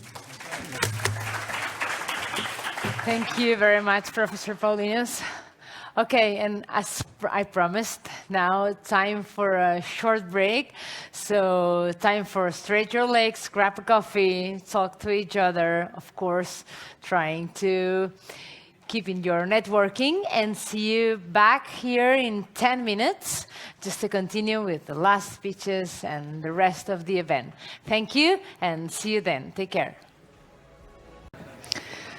Well, welcome back. I hope you enjoyed your well-deserved break. I hope also you had time for you to share your experiences and networking. But now it's time to continue with the last speech on the second panel. I would like to welcome here on stage Professor Lim. He's Vice Provost of National University of Singapore. So, Professor Lim, please be very welcome here on stage. Here. Hi, everyone. I'm going to try and stick to time. And I only have a very few slides, but I will dwell in some detail on some of the slides. So I titled the talk, Nurturing Digital Natures, and this is the NUS story. Can I have the first slide, please? So NUS is now 116 years old, which is actually very young compared to some of the universities. But we were established in 1905. We have 17 faculties and schools, but now we have a couple of interdisciplinary colleges, which I'll tell you about. We have over 2,000 modules a semester, about 35,000 students, undergrad and postgrad. And we have a 20-year, what we call a lifelong learning program or a continuing education and training program. So we've divided our students into what we call PET, which is professional education and training for those who are doing the degree. But we've made a commitment to everyone that they can come back for 20 years and we'll continue to educate them. And that's why we started launching a very comprehensive digital portfolio of modules for them to take. I'll tell you about that in a while. We have also about 12,000 staff and 25,000 in all. So we can move on to the next. Slide. Thank you. So my portfolio comprises looking after these institutes. The CIT, or Center for Instructional Technology, is like a computing unit where we use them to push out digital education. The Center for Development of Teaching and Learning is a pedagogy unit. We have a unit called AllSet, which is using data science to help us to understand how our teaching impacts the students and how we can improve on our teaching. We have a teaching academy which comprises our top teachers, and they are supposed to be a think tank to push out new ideas for teaching. And lastly, the libraries, which is actually a very active part of our university, and that now comprises things. In the last few years, we've been pushing things like using AI to predict what our teachers would like to read for their journals, and to encourage recommendations of articles for our students and teachers. So this is a pretty huge unit, a bunch of units. If we can have the next slide. So I was told to talk about things that we are pushing within NUS that are relatively new or innovative. I can't claim that we are entirely the most innovative, but we are trying our best. Interesting, it's okay. The interesting thing about my doing technology and in education is that there's always something that goes wrong when I'm doing these things. But anyway, in the last 2 years with the outbreak of COVID, we've had, my units have had to really push out a lot of things like proctoring of examinations, running of online exams effectively and authentically. I tell you what, if we can't do that, I'm just going to go on to the next slide myself. Oh dear. Well, anyway, so whilst they're trying to fix the slides, to me, the most interesting thing that's happened in the last 2 years has been COVID-19. Whilst it's been a struggle for all of us to keep our students safe, keep our staff safe, and to run an authentic educational experience, I think that the important thing is that it's not really such a terrible thing. It's actually an opportunity for us all. And that's how we've seen this in the last few years. I'm just going to give up and assume my slides are not coming back on. When COVID first broke out, we were talking, and in one of our conversations, we said that it's an existential threat to universities. In fact, even 10 or 15 years ago, when we started talking about education, we realized that the traditional bricks and mortar university is not going to last long in its current incarnation, and that we are going to have to do our very best to find new ways to account for digital education. Because if you think about fully online universities, if you think about advent of things like MOOC providers, you know that we cannot continue as a traditional bricks and mortar university just pushing out education. And so we started exploring. I've been distracted by what's there, so I've been ignoring it, and now I looked here and I found that I'm even more distracted. Anyway, so let me just quickly go through the things. There we go. Okay, so as I said, COVID has been Thank you. Okay, so COVID has been an existential threat, but it also is an opportunity for growth and for improvement. And I think that's how we've embraced it. And in my conversations with universities around the world, I think we've all agreed that this is a golden opportunity. And in fact, if we don't, now that we're emerging from COVID, if we don't continue to push this initiative, you're going to see everyone start to go back again to traditional exams, right? And we know that COVID is here to stay. Pandemics are here to stay. We've already seen 4 pandemics, none as horrible as COVID, but you know many more will come. Next slide, please. I shudder. Okay. So these are some of the initiatives I wanted to highlight from NUS. We actually have a lot more, and not all of them are ICT related, but I thought they were interesting and I would tell you about them. On the top left, you see something we call Design Your Own Module, which is nothing new. I mean, if you think about it, our students have always had opportunities to, in unrestricted elective modules, to do what they want to do. But at least in our university, these unrestricted electives or unrestricted elective modules were always things that the school has put out, and then you just avail yourself of them. But what we did with Design Your Own Module here was that because we joined edX and Coursera, we started an initiative where our students could do anything they wanted, right? And as long as it equals our modular credit system, we paid for their modules so that these will not count towards their grades, but it allows them to dream and to move on. And in fact, several thousand students have taken on these modules. So they are not only from edX, less from Coursera, but also modules that they choose on their own. So they might band together in a group of 10 and invite an expert in a field, someone who might not even be a university professor, but someone who's an expert in something. So we're just telling them, dream on, and we give you 8 modular credits out of 120 or 160 to do this. So, you know, they're even allowed to do things like enology, learn about how to brew wine, how to understand the science of food science, the food science behind it. So that's pretty exciting. We won an award last year from Times Higher Education, but, you know, I don't think any of our universities are that interested in awards. The new thing there is called Blended Learning 2.0. Because all of our teachers went on to push online learning, we decided to remove the strict definition of what is blended learning, because everybody talks about, you know, this within these parameters, you have blended learning. But we realized that actually, we've all been doing blended learning in 2 years, whether you're good at it, whether you are great at it and really pushing the envelope, or just doing simple things online.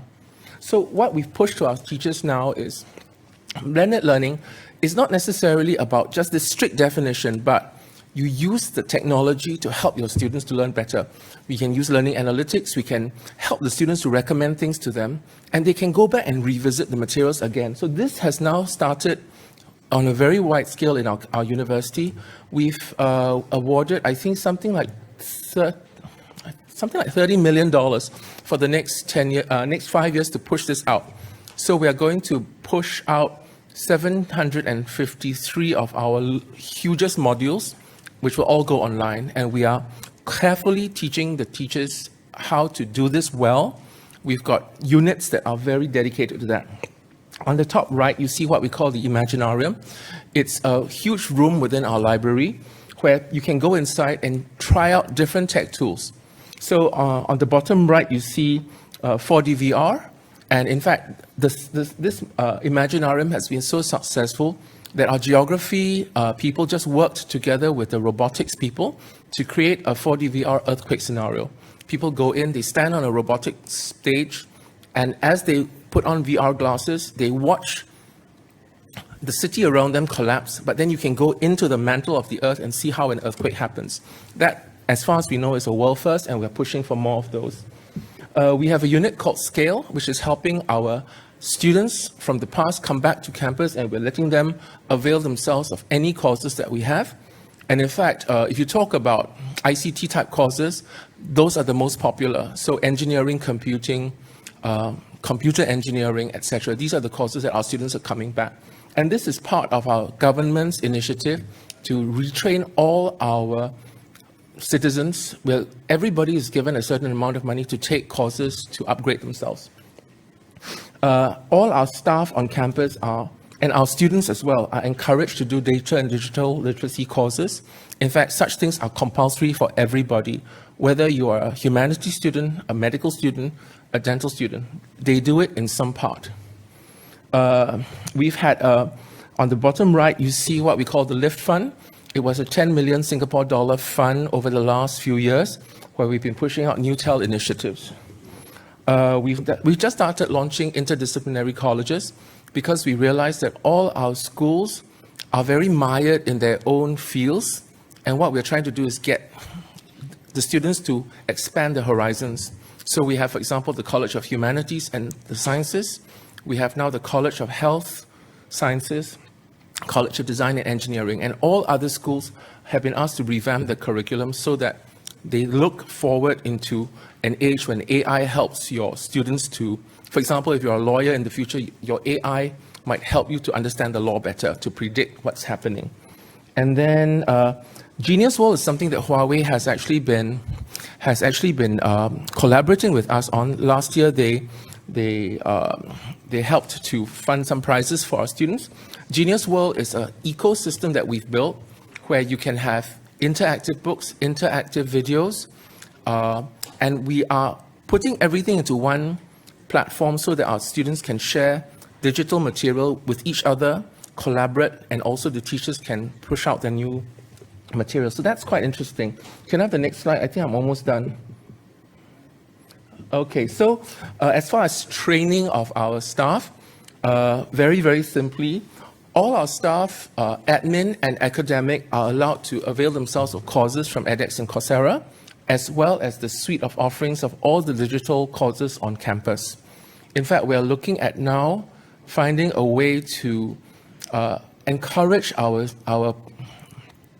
academic and administrative staff to undergo training in something else. So you might even be encouraged to pursue a master's degree if you don't have one, right?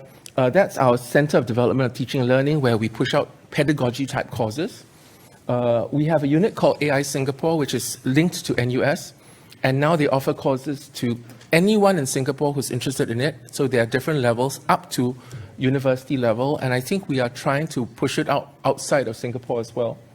As I said, all admin staff were mandated to go through a data and digital literacy program. So we've actually trained almost 1,000 over students, staff now. And this is because we realized that our admin staff need to be able to handle data and to be mindful of all the technology out there. And lastly, that is our School of Continuing Education and Learning. So, sorry, the School of Continuing and Lifelong Education, which we call SCALE. And that is very much in engineering, computing, etc. And this is to encourage people to come back in, to upskill and to get a degree or to get a second degree. And this is because we believe our citizens in Singapore, even if you're trained 10 years ago or 20 years ago in your degree, you're going to need a second leg to stand on in order to prepare yourself for the future. So this is a government initiative, but it's led by NUS. I think I'm done. So can I have the next slide? Yeah, thank you. I'm happy to take questions. Yes, you can. Thank you very much, Professor. Thank you for keep presenting even this slide dense. So again, thank you very much. Well, as I mentioned in the very beginning of the session today, Huawei invited 10 students to join the conference. I think that all of you are just right there, right? Very, very welcome. I would like to greet you. Through this project, Huawei offers various supports for students. One of them being the seats for the student scholarships, which has been initiated last year in 12 European countries. Coming up next, there is a very exciting announcement.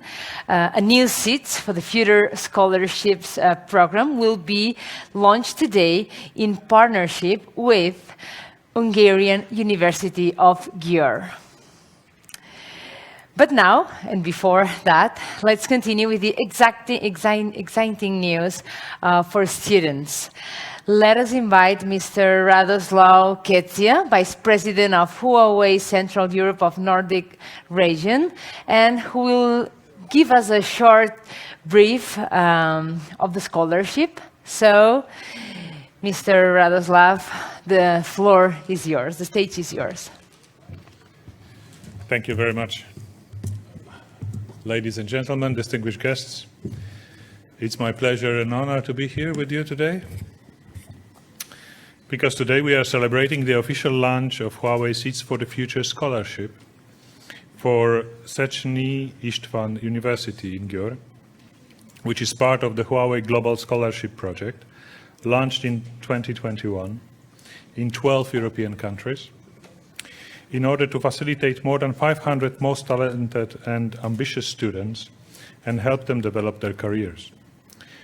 3 outstanding universities in Hungary, one of them being Széchenyi István University, joined this project last year to facilitate 15 to 20 talented students and future scientists and experts of Hungary. After more than 20 years in the ICT industry of Europe, we in Huawei believe it is particularly important to introduce the latest technologies to the young talents and show them how science and technology can change the world we live in and support their efforts in gaining the new knowledge and experience, so talented people like yourself, the 10 students who are here with us, can stay inspired and light up the future of the world. That is why in 2008 we started our flagship talent development project Seeds for the Future in Europe. And since its first launch 13 years ago, until now, about 3,500 students from the whole Europe has taken part in the program.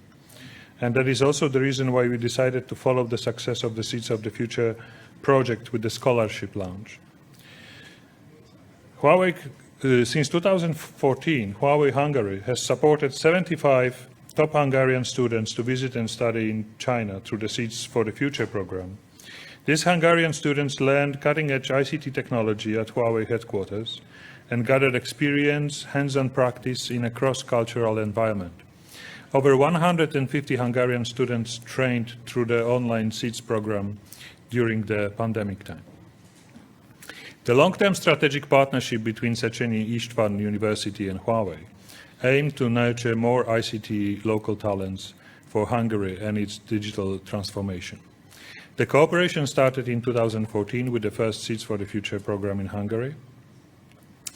The university became an official ICT academy where Huawei provided training courses for AI and 5G that are related to industry practices and certification for university instructors and Széchenyi students. Today, we are pleased to announce the new cooperation with Széchenyi István University for the Huawei Seeds Excellent Students projects, which provide scholarships to students who are encouraged to learn about the challenges of research and development in collaboration with their mentors, with a particular focus on topics offered by Huawei, such as 5G, B2B use case development. I believe through that support, we can ensure that more and more talented tech experts will be educated in Hungary and in Europe, and in result, we can contribute to building fully connected digital future world. That is why today we launched a program to award the outstanding young minds for the results and encourage you to always be dedicated to gaining more knowledge. But we will definitely not stop here, and in the future, our focus will be on providing the experience and the tools for more generation of future world tech leaders. In the end of this year, the top Seeds for the Future alumni and scholarship receivers will have a chance to participate in the Pan-European Huawei Talent Summit in Greece, connect to their peers from around the continent, and learn from the international industry experts. I will be there as well, so I hope to see you in Greece at the end of this year. Thank you very much. Thank you, Mr. Kecia. If you don't mind remaining here with me at the stage, maybe you can take a seat. And meanwhile, I would like to invite here Dr. Esther Lukács, Vice Rector for International Affairs at Szczeciński Isvan University. And I would like to hear you or to share, and if you want to share your views on the scholarship, it will be a pleasure.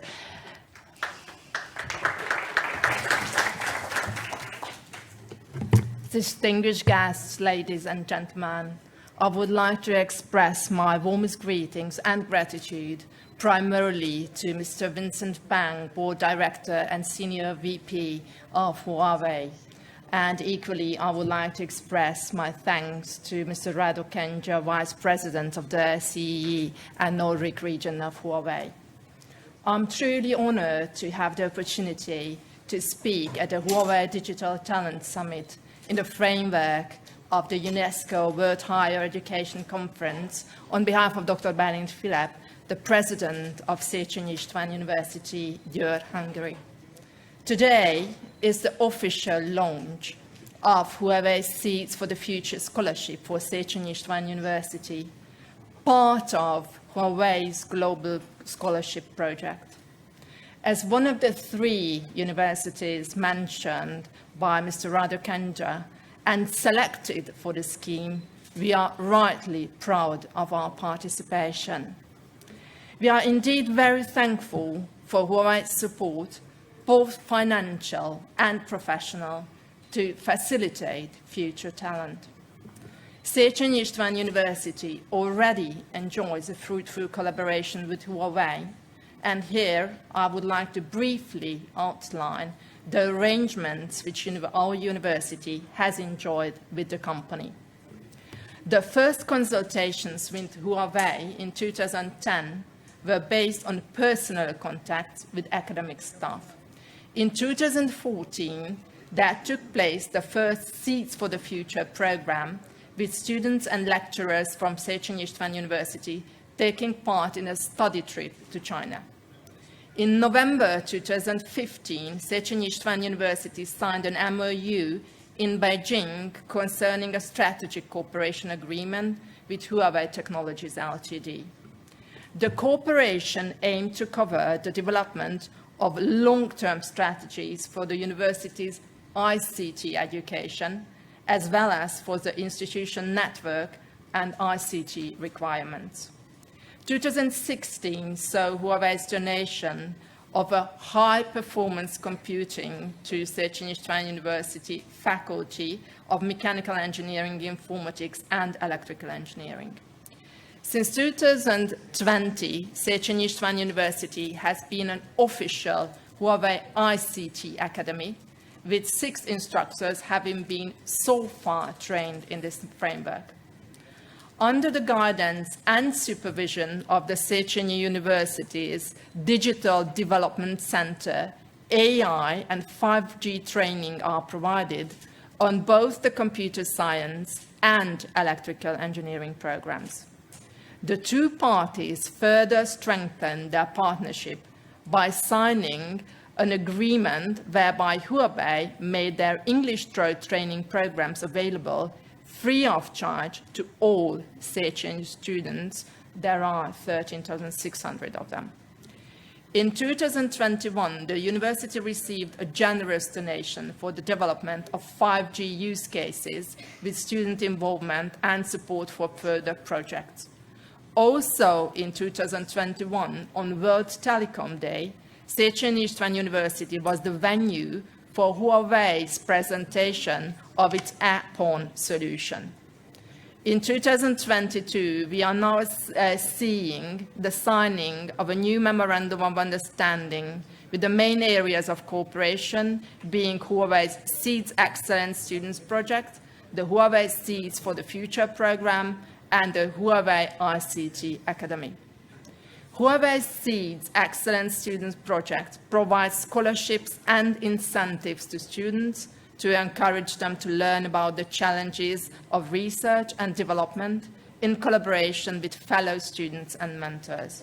With a focus on topics offered by Huawei, such as 5G B2B case uses, development and Huawei Harmony OS, Széchenyi students gain access to specialized world-class knowledge using Huawei's infrastructure. Once again, I express our gratitude to Huawei, especially for continuing to contribute to a further strengthening of the university's competitiveness and enhancing the quality education. Looking to the future, China and Huawei will be premium partners for our university in all our three missions: education, research, and business partnerships. The signing of the MOU happily confirms this. Thank you for the very kind invitation.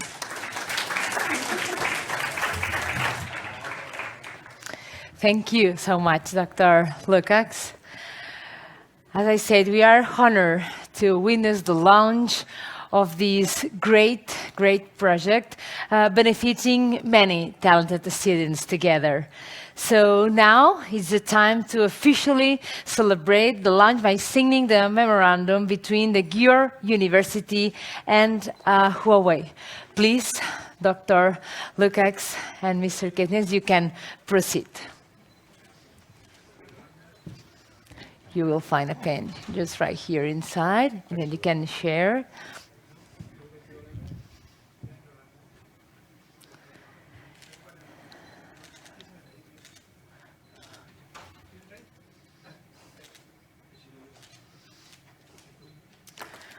Well, now it's official.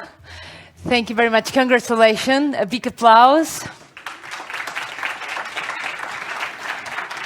And I would like to ask to all the students to come up here on stage for a family photo. The 10 of you, please. All of you here. Yes, thank you.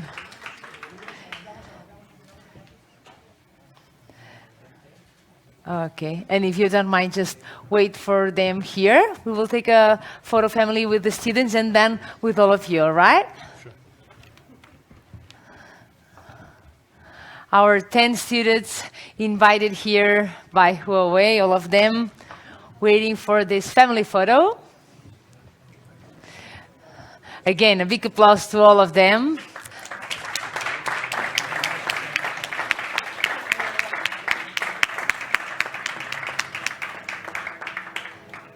Thank you. And now I would like to ask to all the speakers, professors, everybody, if they can come here, just here in front of the stage for a big family photo. And of course, you as part of it in the middle, please.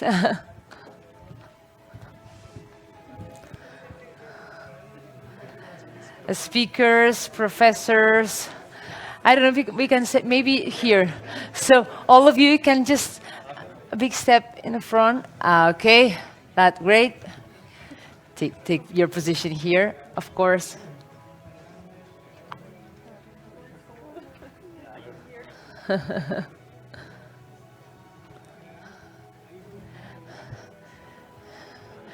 Yeah, you can take the mask off if you want, just for the family photo.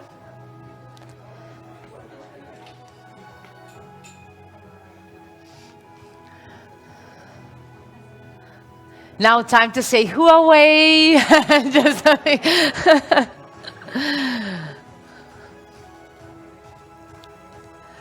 Okay. Awesome. Thank you very much. Again, a big applause to all of you. Thank you very much. Thank you. Thank you. Thank you very much.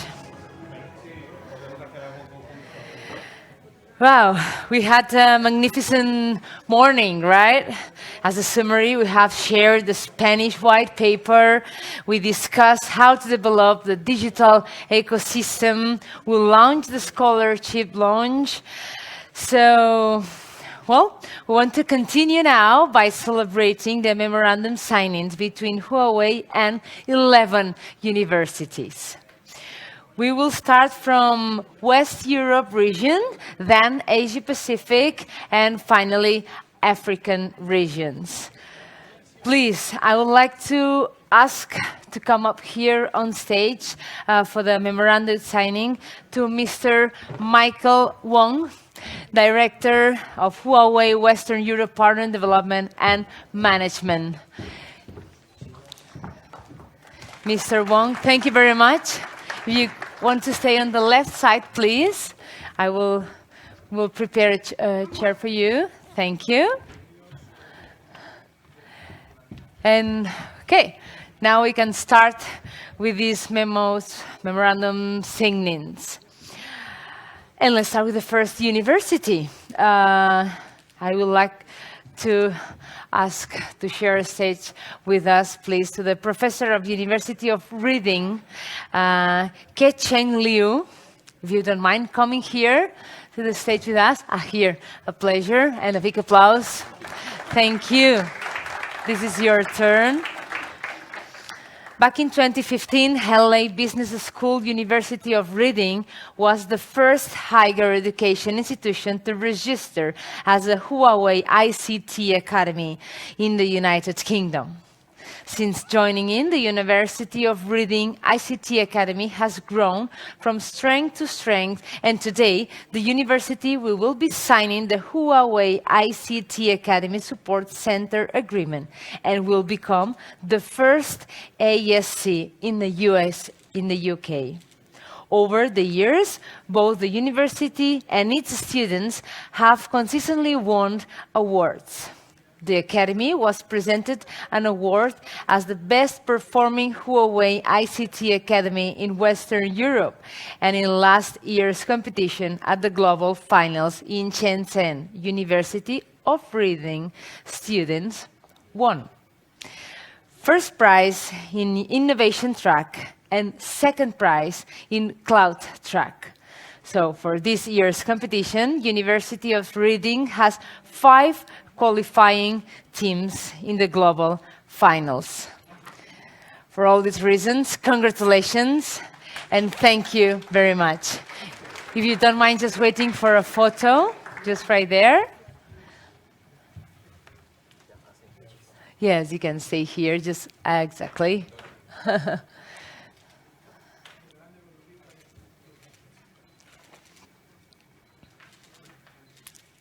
Okay, thank you very much, and congratulations again. If you don't mind, just keep waiting here for the next. And I would like to welcome Head of Digital Delivery at the London Borough of Redbridge, Cassandra Tracy Gardiner. Please welcome on stage. And again, thank you, Mr. Michael Wang, just to stay here on stage with me.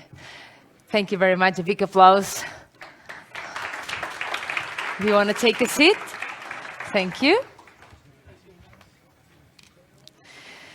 Connecting Redbridge is a very unique partner and one of its kind in Western Europe. The Connecting Redbridge group comprises of all types of training providers within the London Borough of Redbridge. And the goal of the group is to create the most digitally able borough in London. Connecting Redbridge Academy wants to make learning inclusive and openly available via various routes to all residents, via local schools, college, university, adult education, library service, job center, and special projects. London Borough of Redbridge will hold a soft launch on May the 24th, and they will introduce the academy courses to residents during the Let's Make Take Inclusive Week, starting on May the 23rd. Congratulations to Connecting Redbridge, and thank you very much for your signature. Let's wait for this family photo, or for this agreement photo.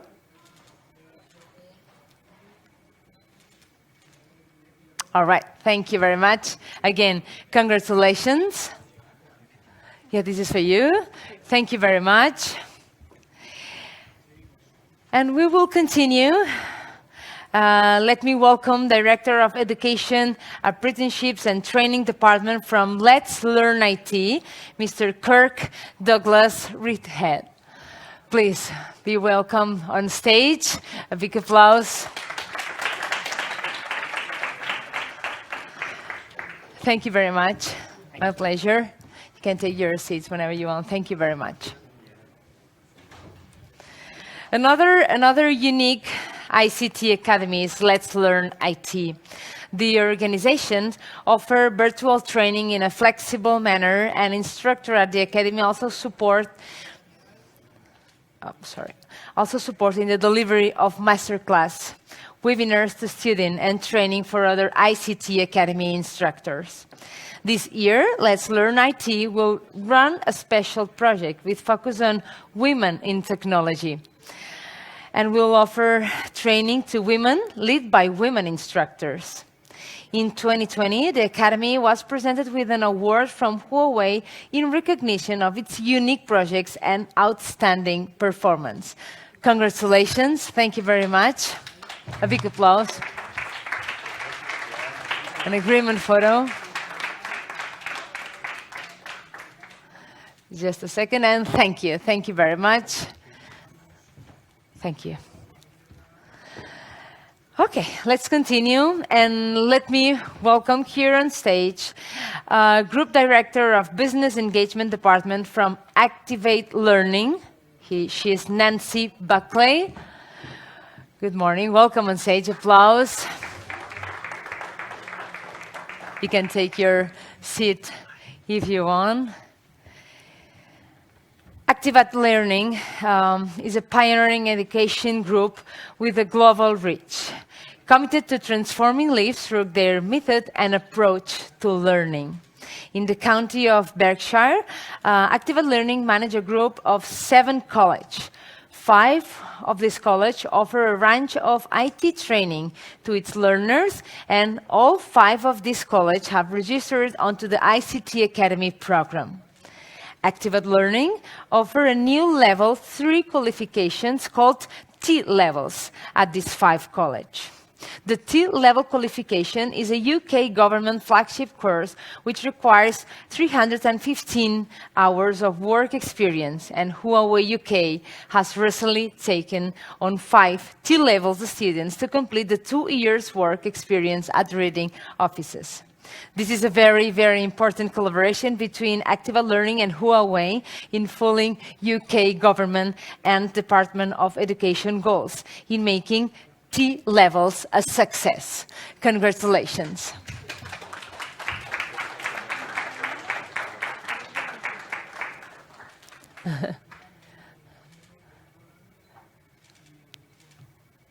Thank you very much. You can take it with you. Thank you. And we will continue with South Staffordshire College.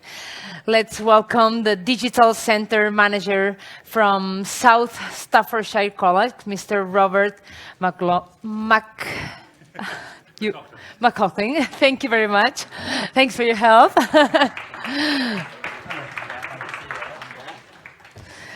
South Staffordshire College is based in the north of England, a region which the UK government has a greater focus on in terms of leveling up skills. The ICT Academy program has supported South Staffordshire College in securing government funding from their local enterprise partnership in order to create a digital center. Since receiving funding, the college has successfully opened a digital center with Huawei equipment to offer brands on a practical experience to their learners. The lab was built by one of Academy instructors during the UK COVID-19 lockdown back in 2020, and is now fully operational and actively used by South Staffordshire College learners. Congratulations.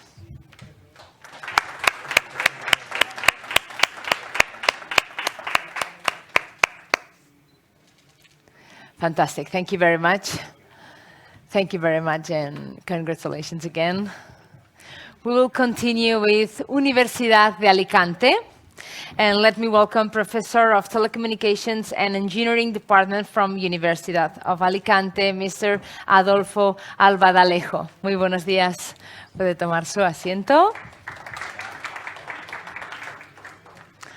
University of Alicante was the very first Huawei ICT Academy in Western Europe. The university also has the first and only Academy instructor with an HCIE qualification. The student numbers and qualifications have continued to grow year after year at the University of Alicante, and student teams have qualified to the global finals in Shenzhen, China. Today, in the University of Alicante, will be the second ICT Academy to sign the Huawei ICT Academy Support Center Agreement to support in the growth of the ICT Academy program in Spain. Last year, the University of Alicante successfully ran a series of student masterclass events and recruited over 800 active learners. Congratulations for the signature.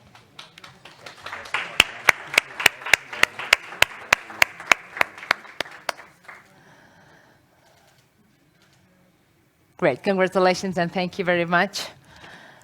Thank you, muchas gracias.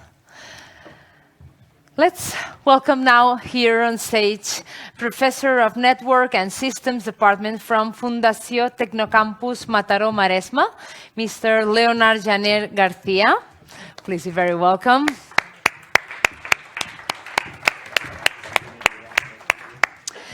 The Tecnocampus Academy is another example of out-of-the-box thinking, where the university works in partnership with a local company in the delivery of training to students. The Academy focuses on local requirements and delivers the type of training required by industry in the region, developing learners with the skills required by the local economy and also providing the technical and practical skills required by employers. So, from Tecnocampus and Huawei and finalizing these signatures for this Mo of the year, what we just have to say is, again, of course, congratulations and a big applause.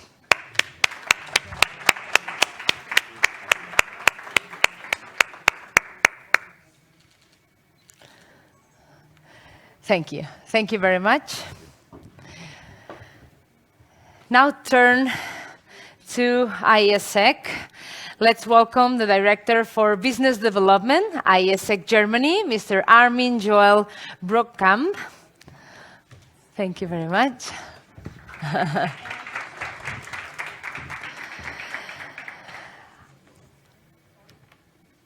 Yev, I think you should stay here with us if you don't mind. I don't want to leave you. Thank you. Thank you very much. Thank you. Okay. From ISEC.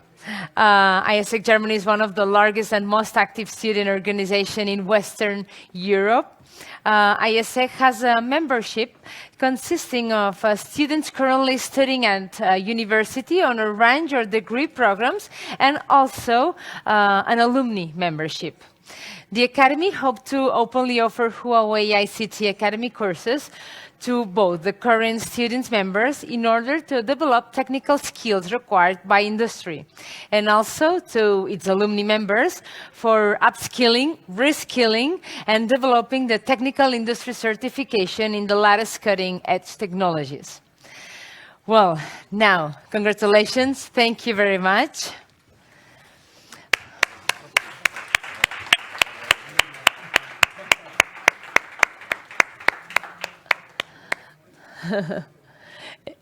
And now, yes, thank you. And thank you, Mr. Wang. Now you can come down to the stage. Because I want to continue with ISTIA. This memorandum is about ISTIA Engineering Institute from École Supérieure des Technologies Industrielles Avancées. Unfortunately, ISTIA were not able to join us today for the memoranda signing, but his memo was signed by the president, Mr. Elizalde, on Friday, May the 13th. But fortunately, we have some one of the photos during this signature moment that we can kindly share with all of you. So again, applause for this signature. And we will continue going to Nigeria. I would like to welcome the Executive Secretary from National Commission for College of Education, Professor Paulinus Okwele, if you can come up on stage again. and the Senior Manager of Talent Partner Development of Huawei EVG, Mr. Sid Fung. If you can come here to the stage. Oh, thank you. You can take a seat. Huawei Nigeria, together with National Commission for College of Education, plan to cultivate the IC talent in Nigeria College of Education by establishing the ecosystem of ICT talent with an initial plan to train at least 2,000 top College of Education ICT students and onboard 20 College of Education each year.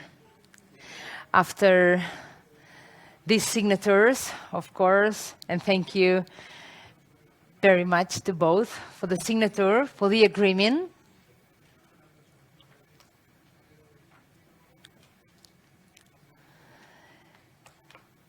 And we will finalize it with a family photo, with an agreement photo.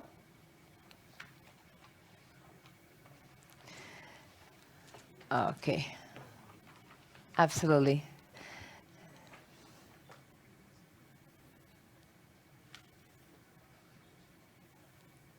It's a very important agreement between Huawei Nigeria and the National Commission for College of Education. So again, thank you very much for this collaboration, for being here, and for your agreement signatures.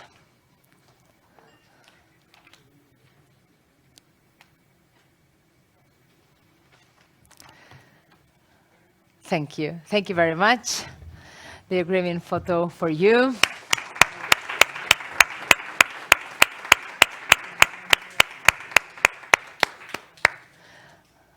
All right. Thank you, both of you. Yes, after you. Thank you.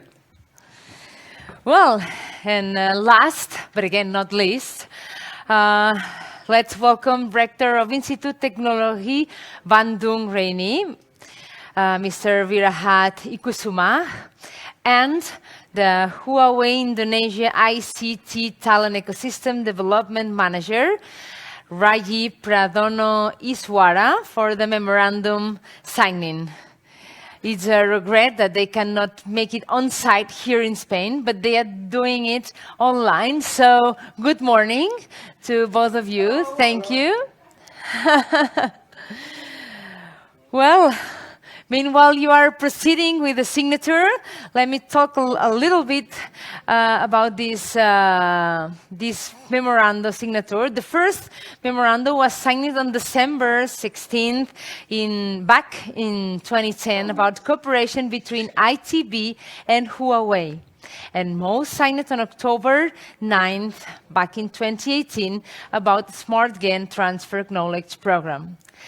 As Huawei ICT Academy partner, ITV committed to develop learning and certification activity, research opportunity with Huawei, and cooperate in government program for increasing competencies of students, and the possibility, of course, for project-based learning appointment ITV as academic support center. So, congratulations for your signatures. Thank you. Receive a very warm applause from here, from Barcelona, Spain. We will take a photo of this moment just for a second. This is your time. This is your very important agreement. Thank you. Thank you. Thank you again, and congratulations. And, well, thank you one more time to all of the 11 universities that have signed this memorandum with Huawei. Congratulations with all of you.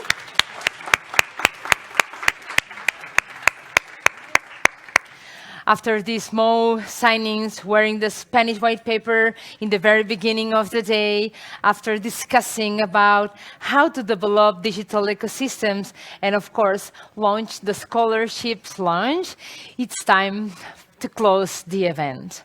We had a very fruitful day today, I hope so, and I hope more and more universities can work with tech. Companies like Huawei wants to develop talent ecosystems and bridge the digital divide together. So thank you very much. I hope you enjoyed this morning event and hope to see you soon. Have a good day. Thank you and take care.